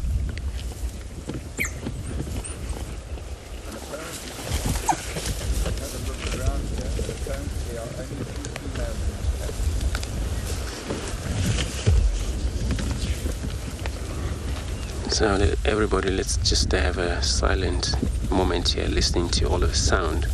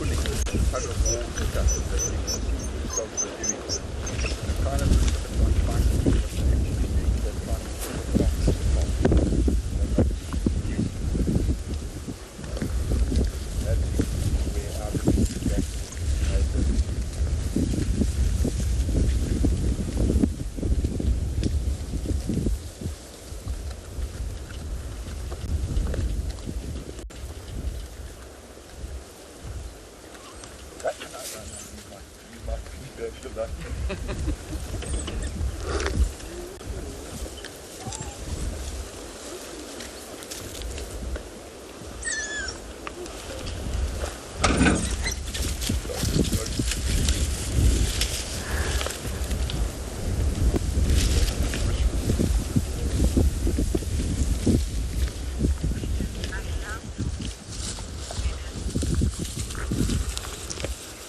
Megan, you commenting, you like these squeak. It's so cool sound they're making, yeah.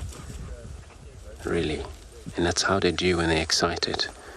They can communicate using various sounds, but this is pretty much when they're all gathered around, just like right now.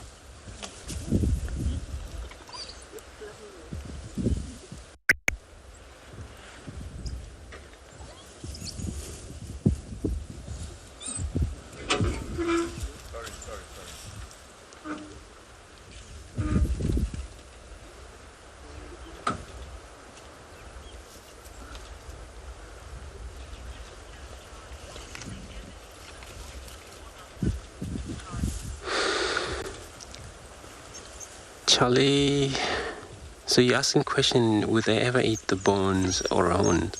And they would eat the soft bones, all the ribs that are easy to break through by this canine.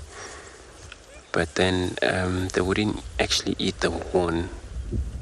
They would leave the horn and the skull behind. But the soft part of the mouth and, would be taken pretty much.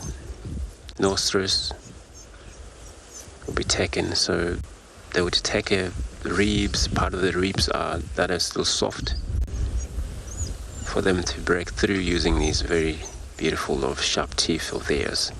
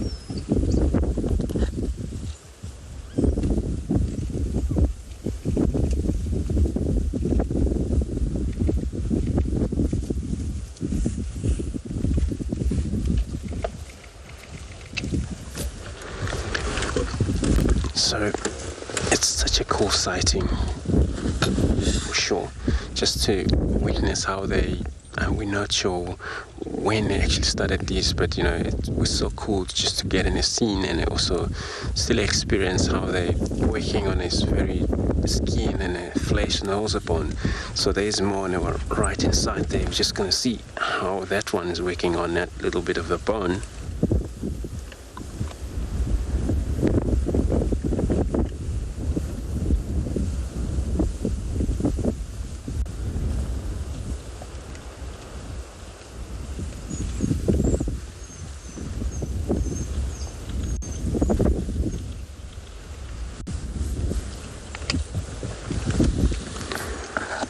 So it's so cool also that the whole rest of the pack, they went static for now. They doubt if they're gonna maybe go far away. This is when they decide, but it won't be anything to do with the hungry.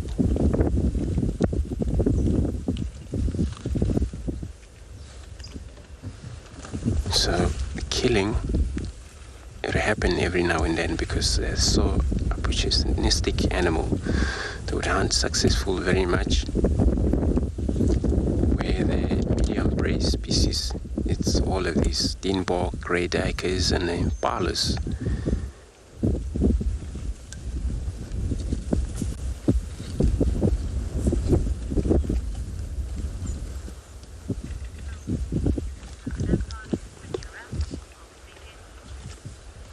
So we're gonna stay here, see what these dogs do.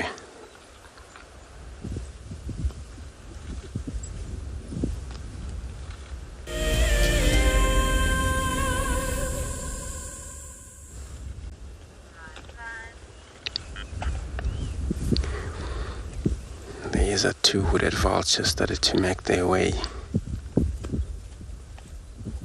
I've seen one hooded vulture yesterday. He's getting close and close to that male lion. He didn't even bother looking at it, but here, they gotta be careful with the dogs. May get killed. They don't want to share really, they won't love sharing.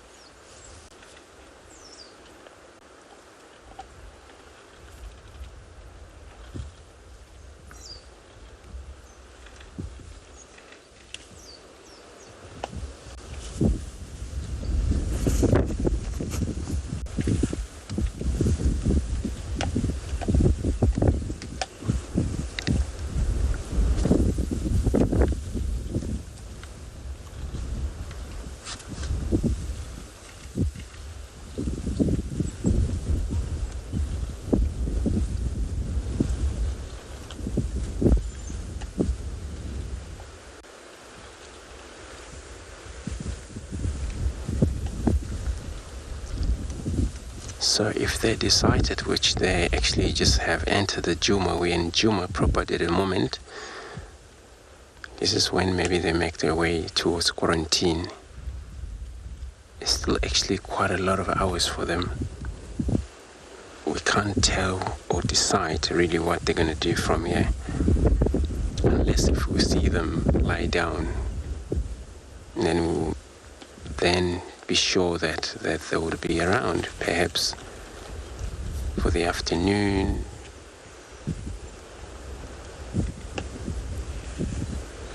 But they're most threatened animals by lions many of times.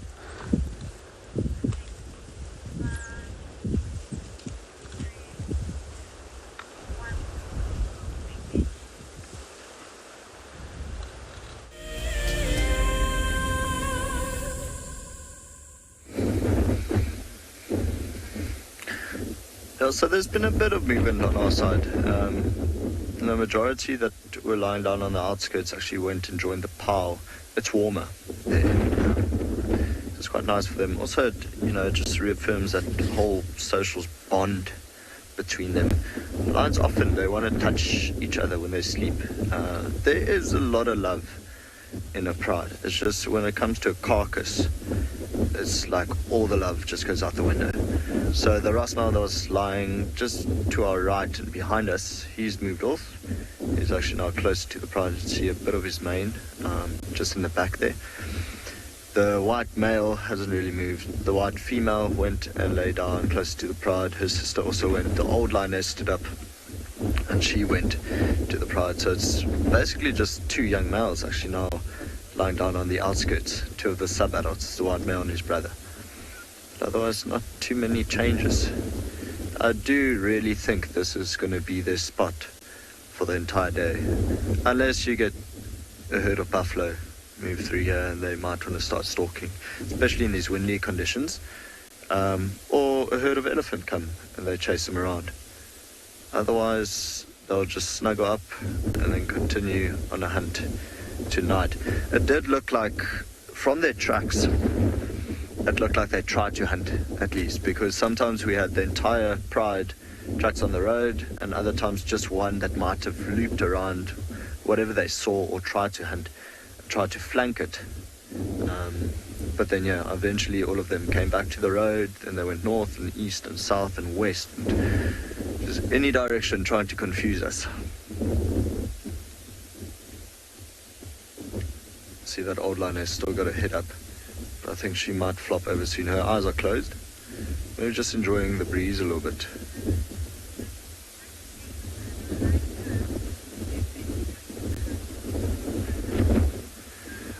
Sharon,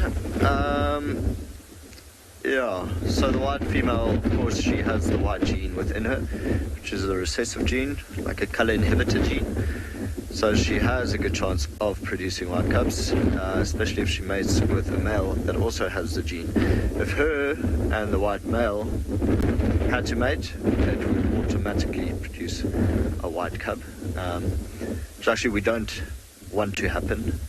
A bit of inbreeding, and so this is technically why, you know, as sad as it is for everyone to watch and hearing that the Ross males are kicking out the sub-adults, but this needs to happen. It's natural selection. Otherwise, you'll just have inbreeding everywhere, and a son would be mating with his mother and his cousins and his sisters, and no, that'd be a bit gross, and we wouldn't have this incredible and beautiful pride that is before us now. So to stop that from happening, it is just a natural course of their lives that sub-adult males get kicked out by their fathers or new males joining a pride, and then they go spread their genes somewhere else. So yeah, also good chances that, well, if the white male had to mate with a female that has the gene, good chances that that would be a problem. But then again, saying that, you know, it's, if it was a more successful gene, there would be more of them. Hence why there are only 3 known white lions in the whole world in the wild.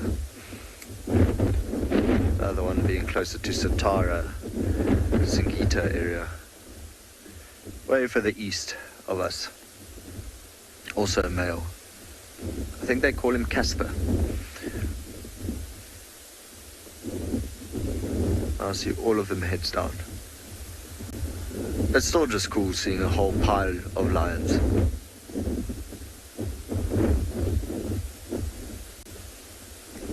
They must be loving this weather.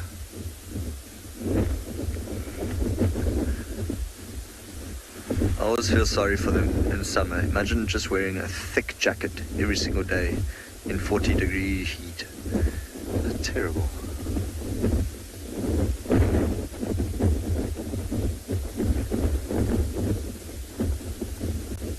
You guys can probably hear the wind in the microphone. It is quite strong. It's now shifted completely, so now it's blowing from the south, which means we'll probably get cold weather. I think Cape Town's been hit by a bit of a cold front, so give it 2 days and it should arrive here. Of course, even though spring day is on the 1st of September, it usually, last year was a terrible spring day. It wasn't great weather at all. For us, it's then National Braai Day. And as much as we love a braai, it's quite tricky to do it in rain and strong wind. I'm veering off the topic. Here I am sitting next to 23 lions talking about a braai. Probably means it's close to breakfast time.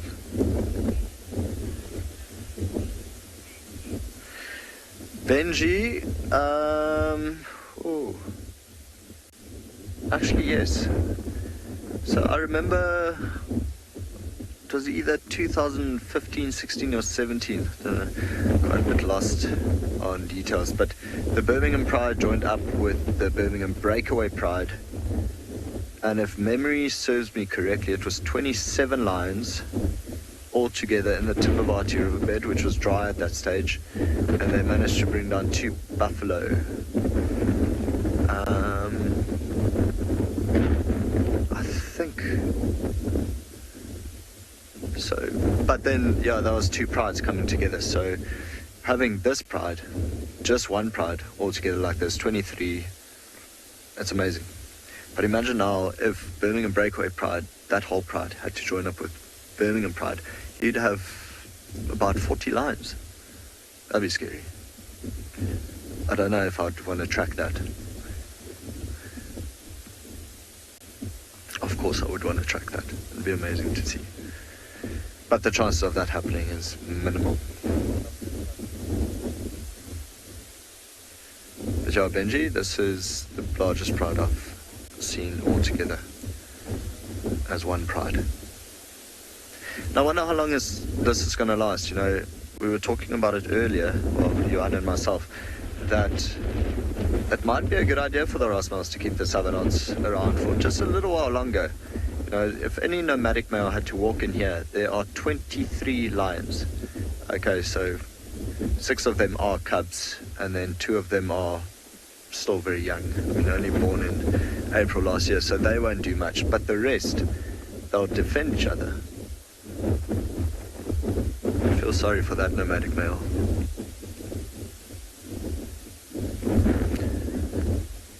So we might spend a little bit of time here still.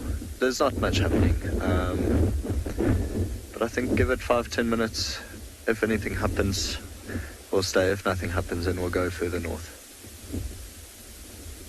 The Masai Mara in Kenya is an iconic wilderness filled with life. Its inspirational beauty has captivated our hearts on WildEarth for many years. While this season of the world's greatest migration has been missed, WildEarth is preparing a spectacular comeback in 2022. For the first time ever, WildEarth will be running expeditions to Kenya's Masai Mara throughout the 2022 migration season. Hosted by David Githu and Isaac Rotich, you could be a part of the team that shares the wildebeest migration with the world, live on WildEarth's daily safaris.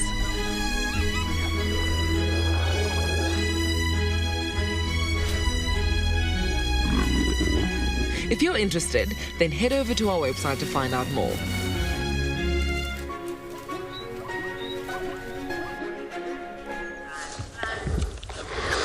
So everybody, we're still sitting here, and then of course, there in Masai Mara, as we know of 2022, it's going to be the best place to be and offshore. If you have booked, you have actually made a good idea, it will be very much busy time when you're there. You know, all of these wild animals, such as the wildebeest, as they actually make their way across that big river, you may be part of them seeing that happen right in front of you. It's actually one of the places that I'm dying also to be or visit, where it's different to this what we have here.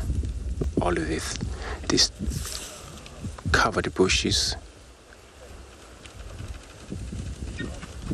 There where you see it's a flat land and all of these individual big trees, Belanatis and all the other species of trees.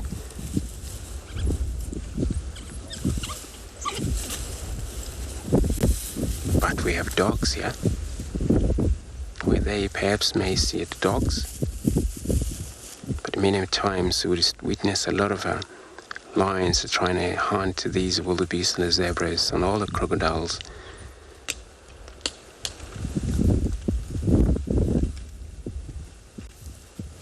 But these guys, wild dogs, they have a unique of how they sustain their lives by hunting impalas or these vultures landing here. It's going to be all busy.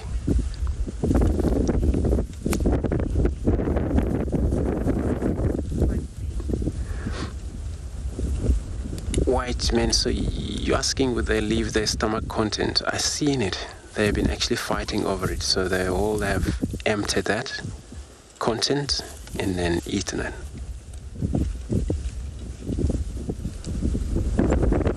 So I saw when we get here, there were already 2 of them, they were working on it, just to empty all the fibers on all the food that was in.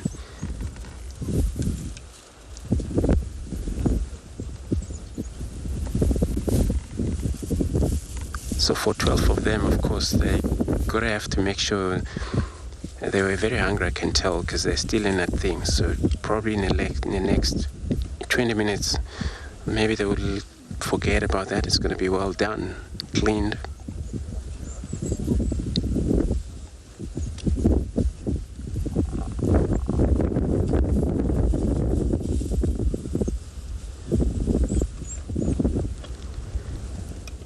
I seen a dog hunt and kill impalas, and they only ate half of that antelope and leave it behind. In the next few hours again, there's another killing happens. So they're so opportunistic animals. They hunt successful in the packs.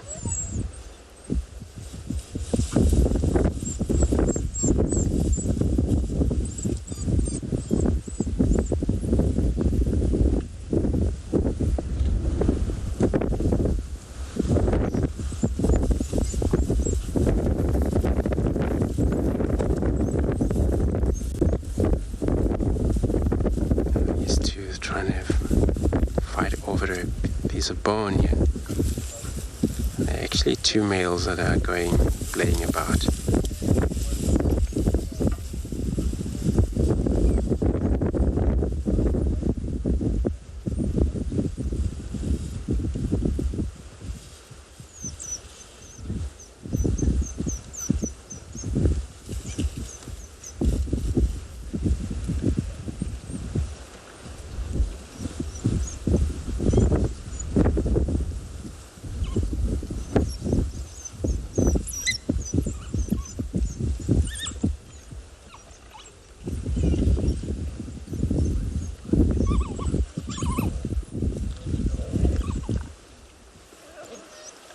A lot happening in the packs. Once they all get around, do quite a lot of activity. They do better movement around here. So this morning, since we were so lucky getting them feeding and also moving around quite a lot, but once they decided to take the easy lying down, I just fled.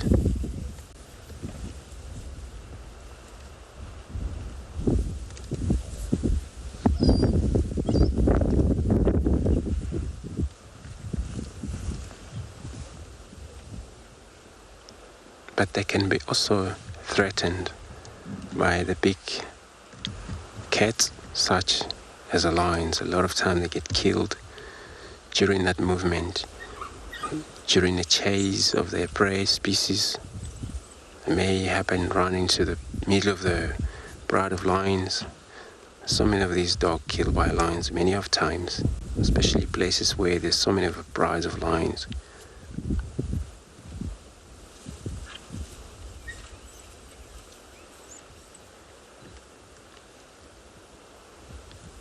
And some of the threats could be there are habits where it's got to be enough plenty of well-abandoned antelopes that they can hunt about.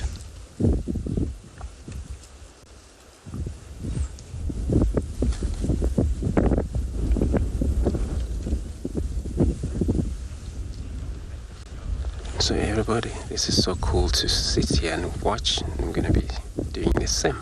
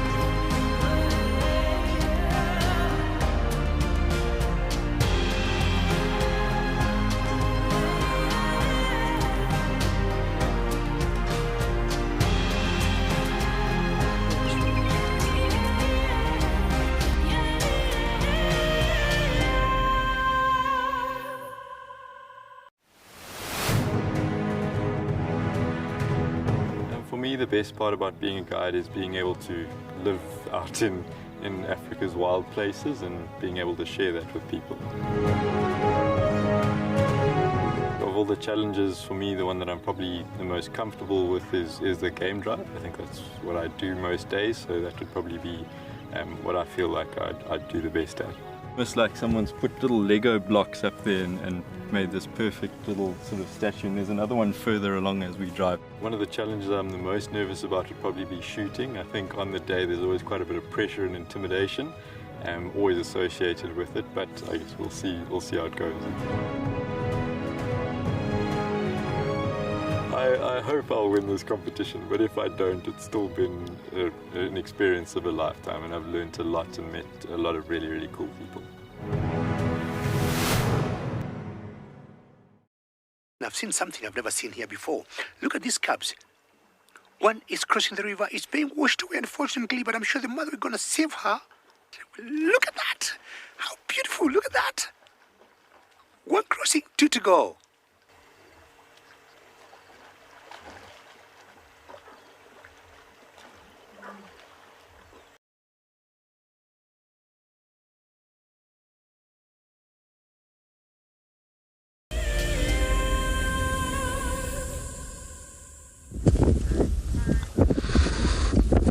So we're still here. Looks like all of the antelope that was exceased this morning, it just went down completely, just the horn left.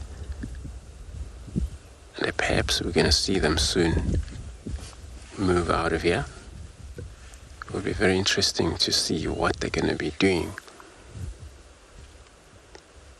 So wild duck, they consume per day 3 kg, roughly 4 kg of meat per day.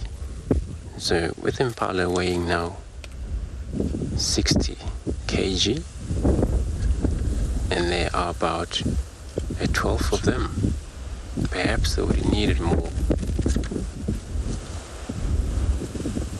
Slightly later during the day. In this weather, they may still run around a little bit.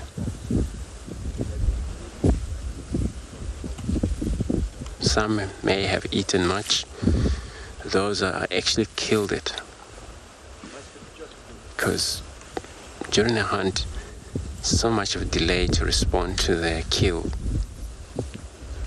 All of them at the same time. Some of them, they may still attempt to chase on the far side, while the other one have succeeded on the other side. They're already eating it. So those are the ones that would have the most, and they have a sufficient.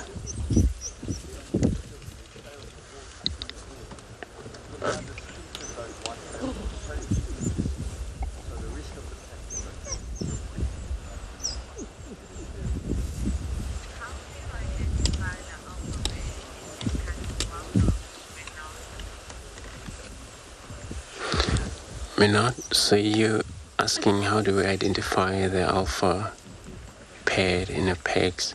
So usually this is when they all active, and sometimes so the two dominate, alpha male and alpha female. They're the one that are usually marking, urinating all the time. So this is how you know for sure, especially males, you would definitely identify quite easy. That is then actually alpha male in the pairs by doing that. So they're going over and over along the bushes, and they urinate all the time. That you know they are the one.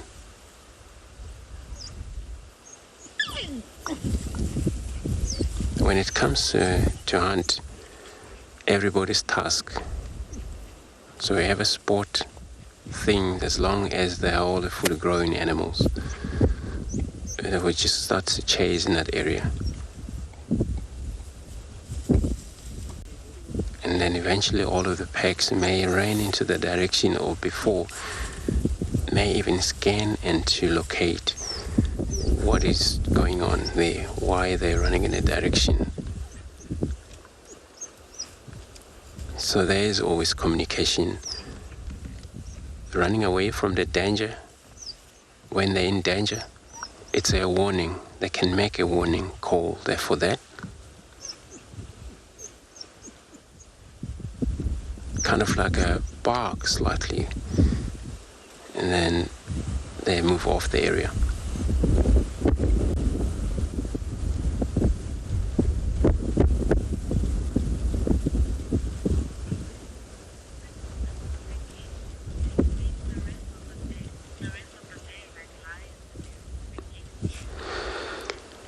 Vicky, so you're asking would they feed the rest of the day just like lions do? So they would if it's a bigger prey species such as an kudu, but they don't actually want to spend too much in the carcass due to the when they're with their rest. Sorry Vicky, that I got it now. Didn't actually hear it clear there. So they would pretty much do the same when they're full stomach. They can sleep depending on their condition of the day. If it's too hot, they may find a shadow, but also lie down, depending also how full they are. They may maybe delay to get mobile before the sunset or after the sunset, but they're more active than the lions do, for sure.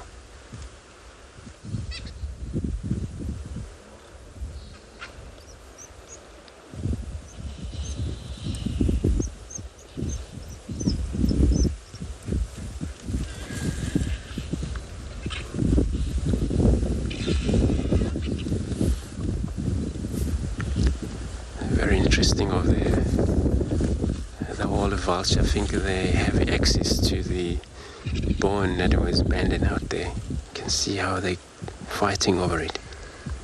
Many of these are white-backed vulture. That's all you see in there.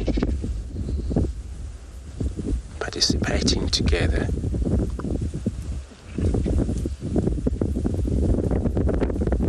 So that's why it will be nothing.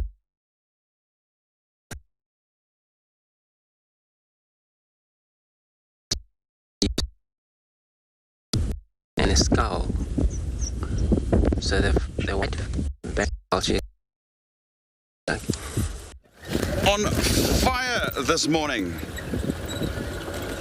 It seems like Andrew is on absolute fire this morning. Hopefully I'll be able to get back to camp later before he gets, and I'm personally gonna make him a steaming, well-deserved cup of coffee. Now, we just saw some lion tracks here. It appears to be a couple of sub-adults from whichever pride it may be, and the tracks just cut into this block here, and we don't have much time to track them, so we're gonna just do a little quick circling off this block to see if the tracks comes out. How awesome would it be if we can end this safari today with more lions? It has been an action-packed morning.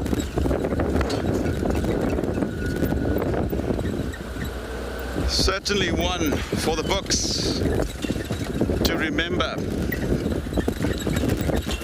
Now, it appears to be only one or two individuals. I would say about 3 lions. It's quite difficult. They're walking right behind each other according to the tracks. And it looks like it might be a lioness with maybe 1 or 2 of the sub-adults or young lions. And it would be interesting to see who they are and from which pride they're from. It's not uncommon for 1 or 2 small groups to every now and then break away from the pride and form little sub-hunting groups. It's very typical. Often, if they're not successful, they'll just rejoin the pride. It's just a temporary breakaway. They often do that. It could be nomadic lions. Not every single lion belongs to pride. Sometimes you have small nomadic prides that are not big enough to establish territories, move up and about between territories, trying to avoid whoever is in possession of that territory.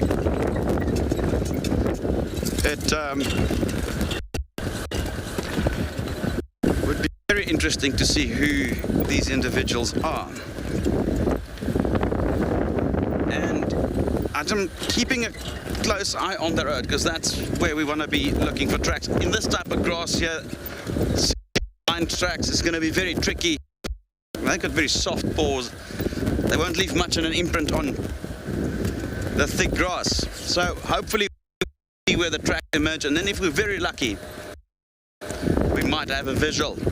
If not, we've had such an amazing morning all over. And here we go. No, that's an old leopard track. Actually, it's not the lions we're looking for. There's some leopard tracks as well on the road, but from very early last night, not worthwhile to follow. And a vehicle has driven over here as well, so I'm still looking for these lion tracks. Nothing's been reported in this immediate area, and they looked rather fresh, those tracks. Even if we don't find them now, it is definitely something then to consider this afternoon. If you join me again for a live safari out here at Djuma. So BK and I is just going to continue slowly on this road, and let's hope for the best.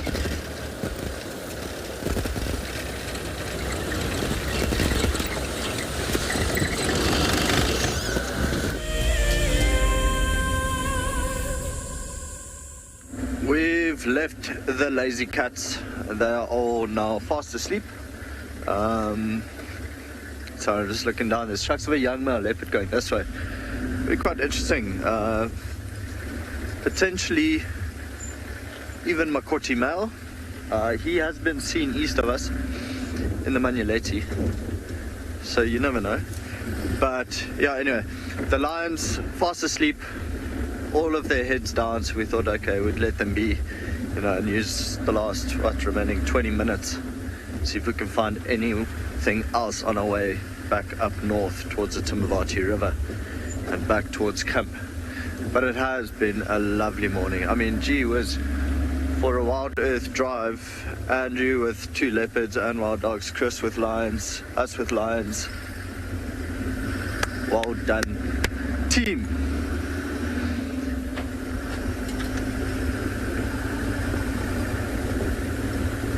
I kind of wish that wind would die down.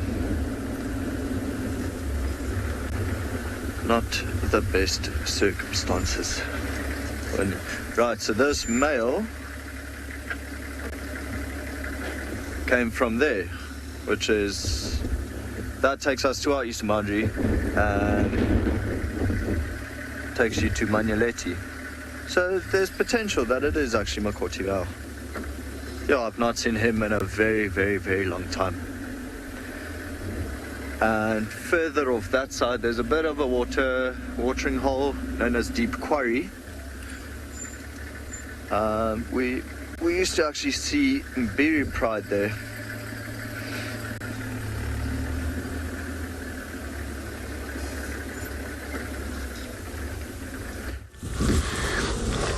Sorry everybody, the dogs are on the move now. They are going, I'm not sure, they may cross to the west again.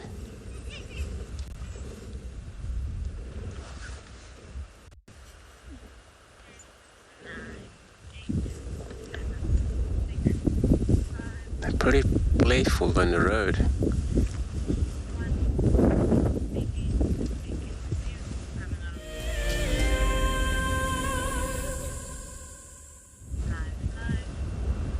It's just so incredible on the road. Look at them. How beautiful is that? They're such a beautiful creature.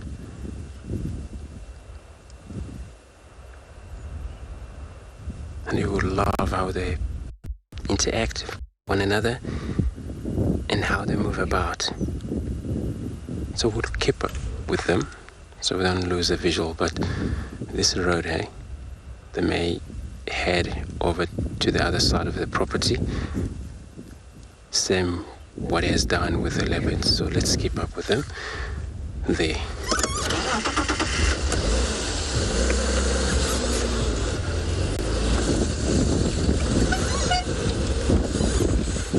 So cool just to see mobile, and then we had actually a very good time with them because they're moving along the road. So they're not actually moving through the thicket, which when they do that,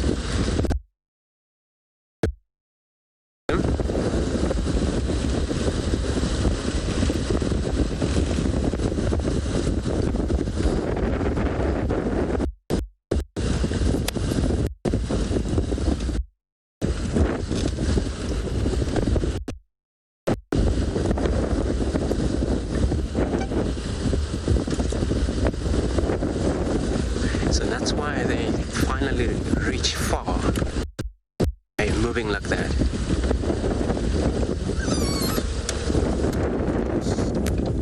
Stop. One has already decided to move to the right, which is not good for us at the moment because then they're going to head towards that boundary again. But we'll see what happens. That would be where they mean to be. Or tower, that's an area to the west of us. Maybe heading back home then.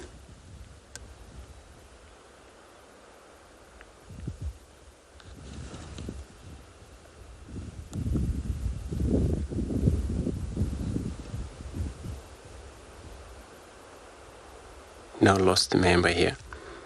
Since there's no a lot of communications, they're just enjoying moving along the road.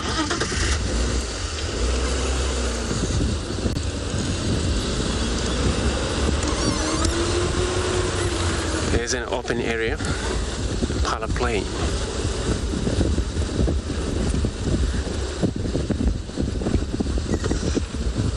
So everybody, I'm gonna stick with this dog here. In the meantime, let's go over to Chris.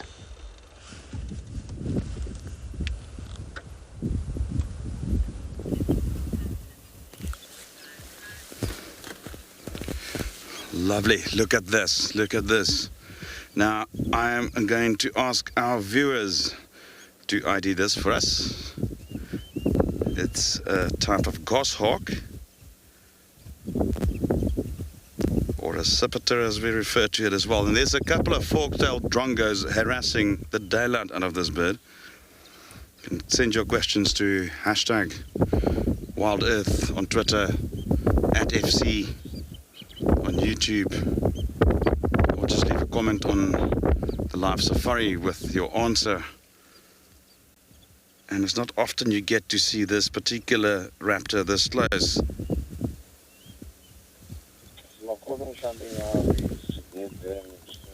It's just trying to find him again. He's just jumping around. There's obviously something he's interested here, and the drongos are not letting him go. He's just now jumped down into the grass. He'll emerge soon. There we go. And it's a pity we missed that. When they fly up, there's this very characteristic white band at the base of its tail on its rump, which is characteristic of this bird in flight.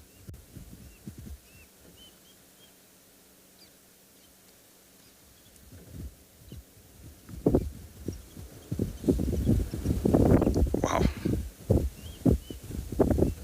And then very characteristic, the boring on the chest, down the way to the legs. We missed that white on the rump.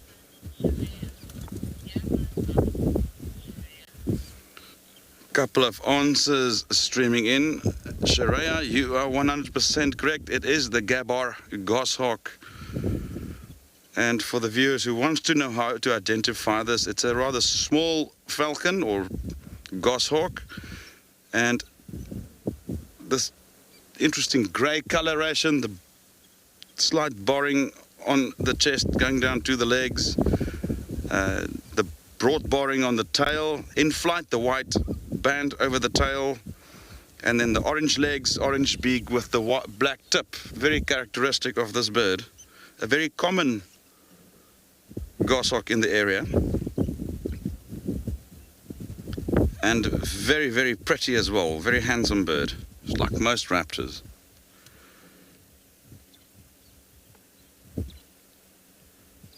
And this is a super sighting. It's not every day you see them like this. So I'm just going to enjoy this. It's not every day I get to be this close to such a beautiful little bird.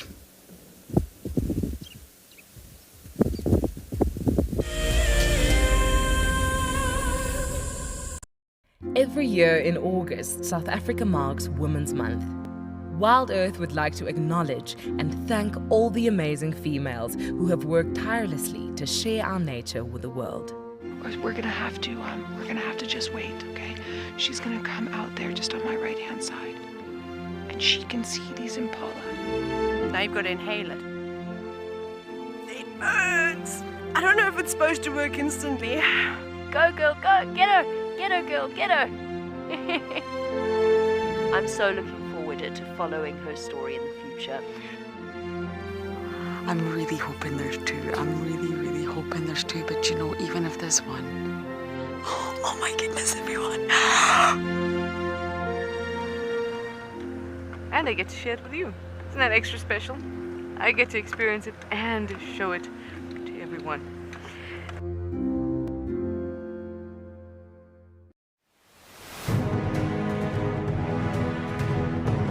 Guiding as an industry has become, over time, more and more professional and more recognized as a profession rather than just a hobby. And so to be recognized for that professionality is really kind of it's humbling, really, to be able to say that. It's definitely birding is the thing that I feel most comfortable with in terms of categories that we have here. At least comfortable. I mean, you never know how you're going to shoot on a particular day. You can have a good day where you blast everything as you need to, in terms of the targets, and then you can have a shocker where you just, miss a single shot here or there, and that's basically the end of your day. To be considered for such an experience is really a powerful thing, and so I'm here just to have a lot of fun and experience what the competition's all about.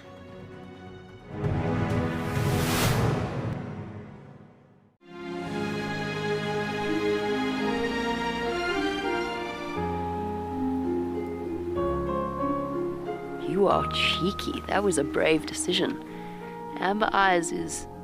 Oh. That is so magic. That was absolutely wonderful. Amber Eyes just gave that cub an enormous hug. Expect the unexpected here on WildEarth.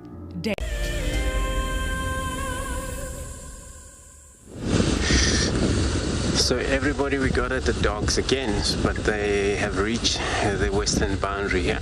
Just gonna see how they're gonna do. It's a lot of traffic in this road.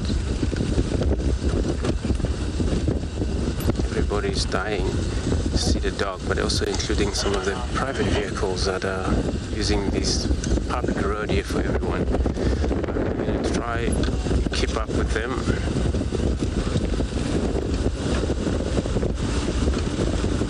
Maybe still hungry a little bit, so at least they got something on their tummy that is make them have a lot of energy to keep going and going and running up.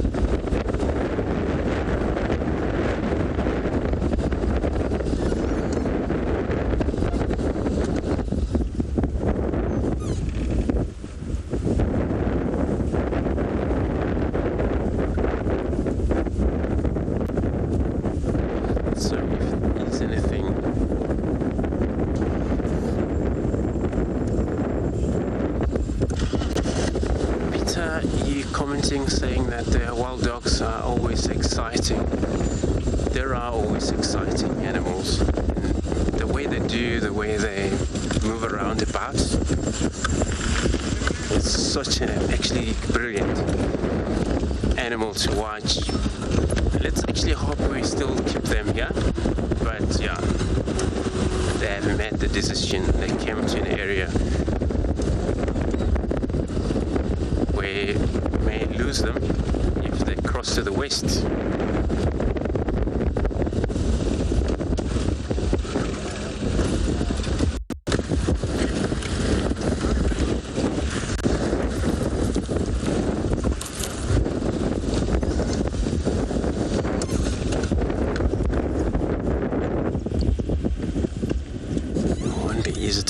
with them, so because they're always running around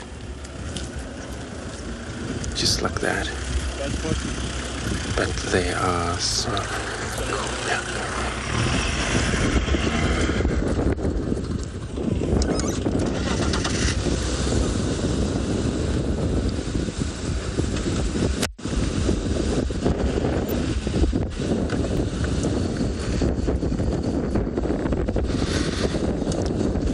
Simon, you are asking, would the wild dogs ever hunt at night? They would hunt in the moon, when it's moon, and then, but they tend to hunt very much during the day, and then they're safe for them. It's safe for them to do that. But at night, this is when it's not safe, but they can still hunt.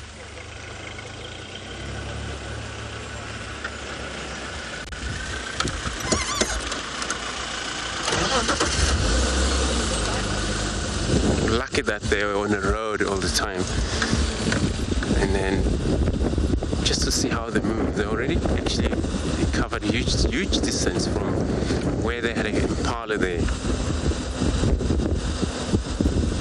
They never take it easy, this animal. They always just run. This is the average, speed when they're just normal moving around a bit.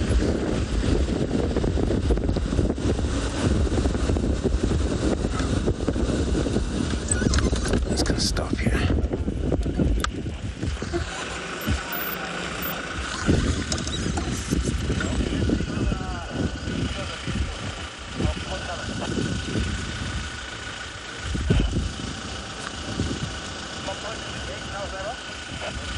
I don't know whether perhaps pick up on a scent.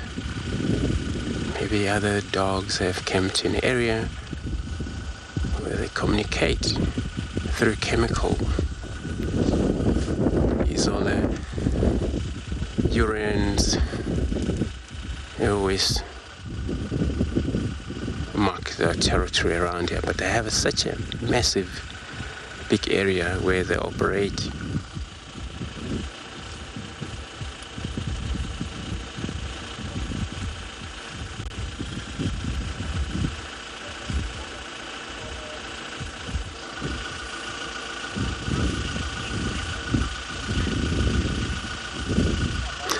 Kimberly, you're asking would the wild dogs ever kick out the other packs out of the member?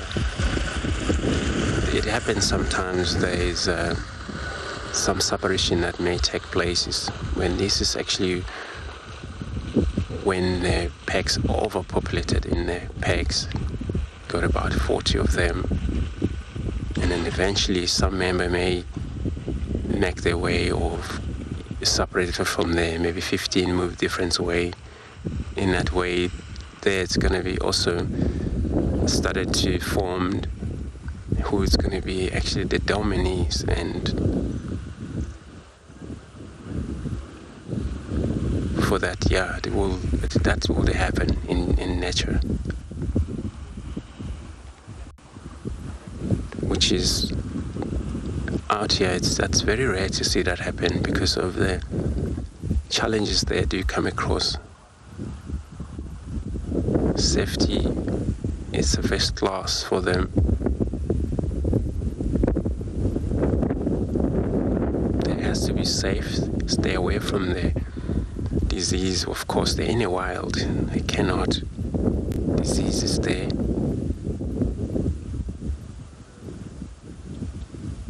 Other predators, the big cats, or one leopard can actually kill dogs, so they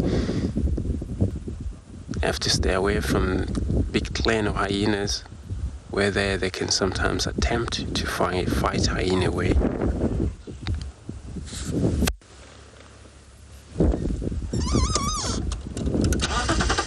Gonna move forward.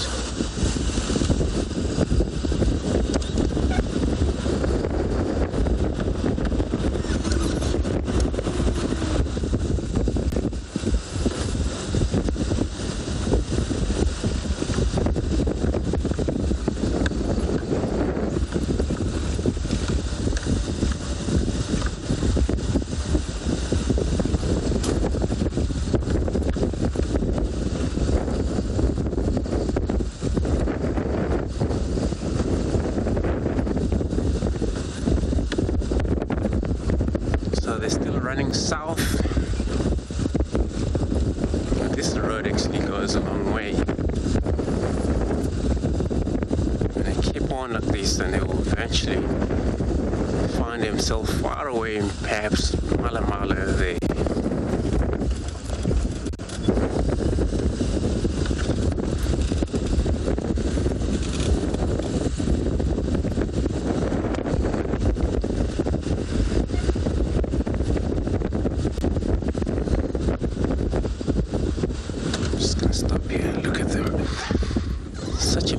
Just to see the dogs now, all just on the road, even though it's a straight road, even though maybe we may not see them again this afternoon, but this is so cool.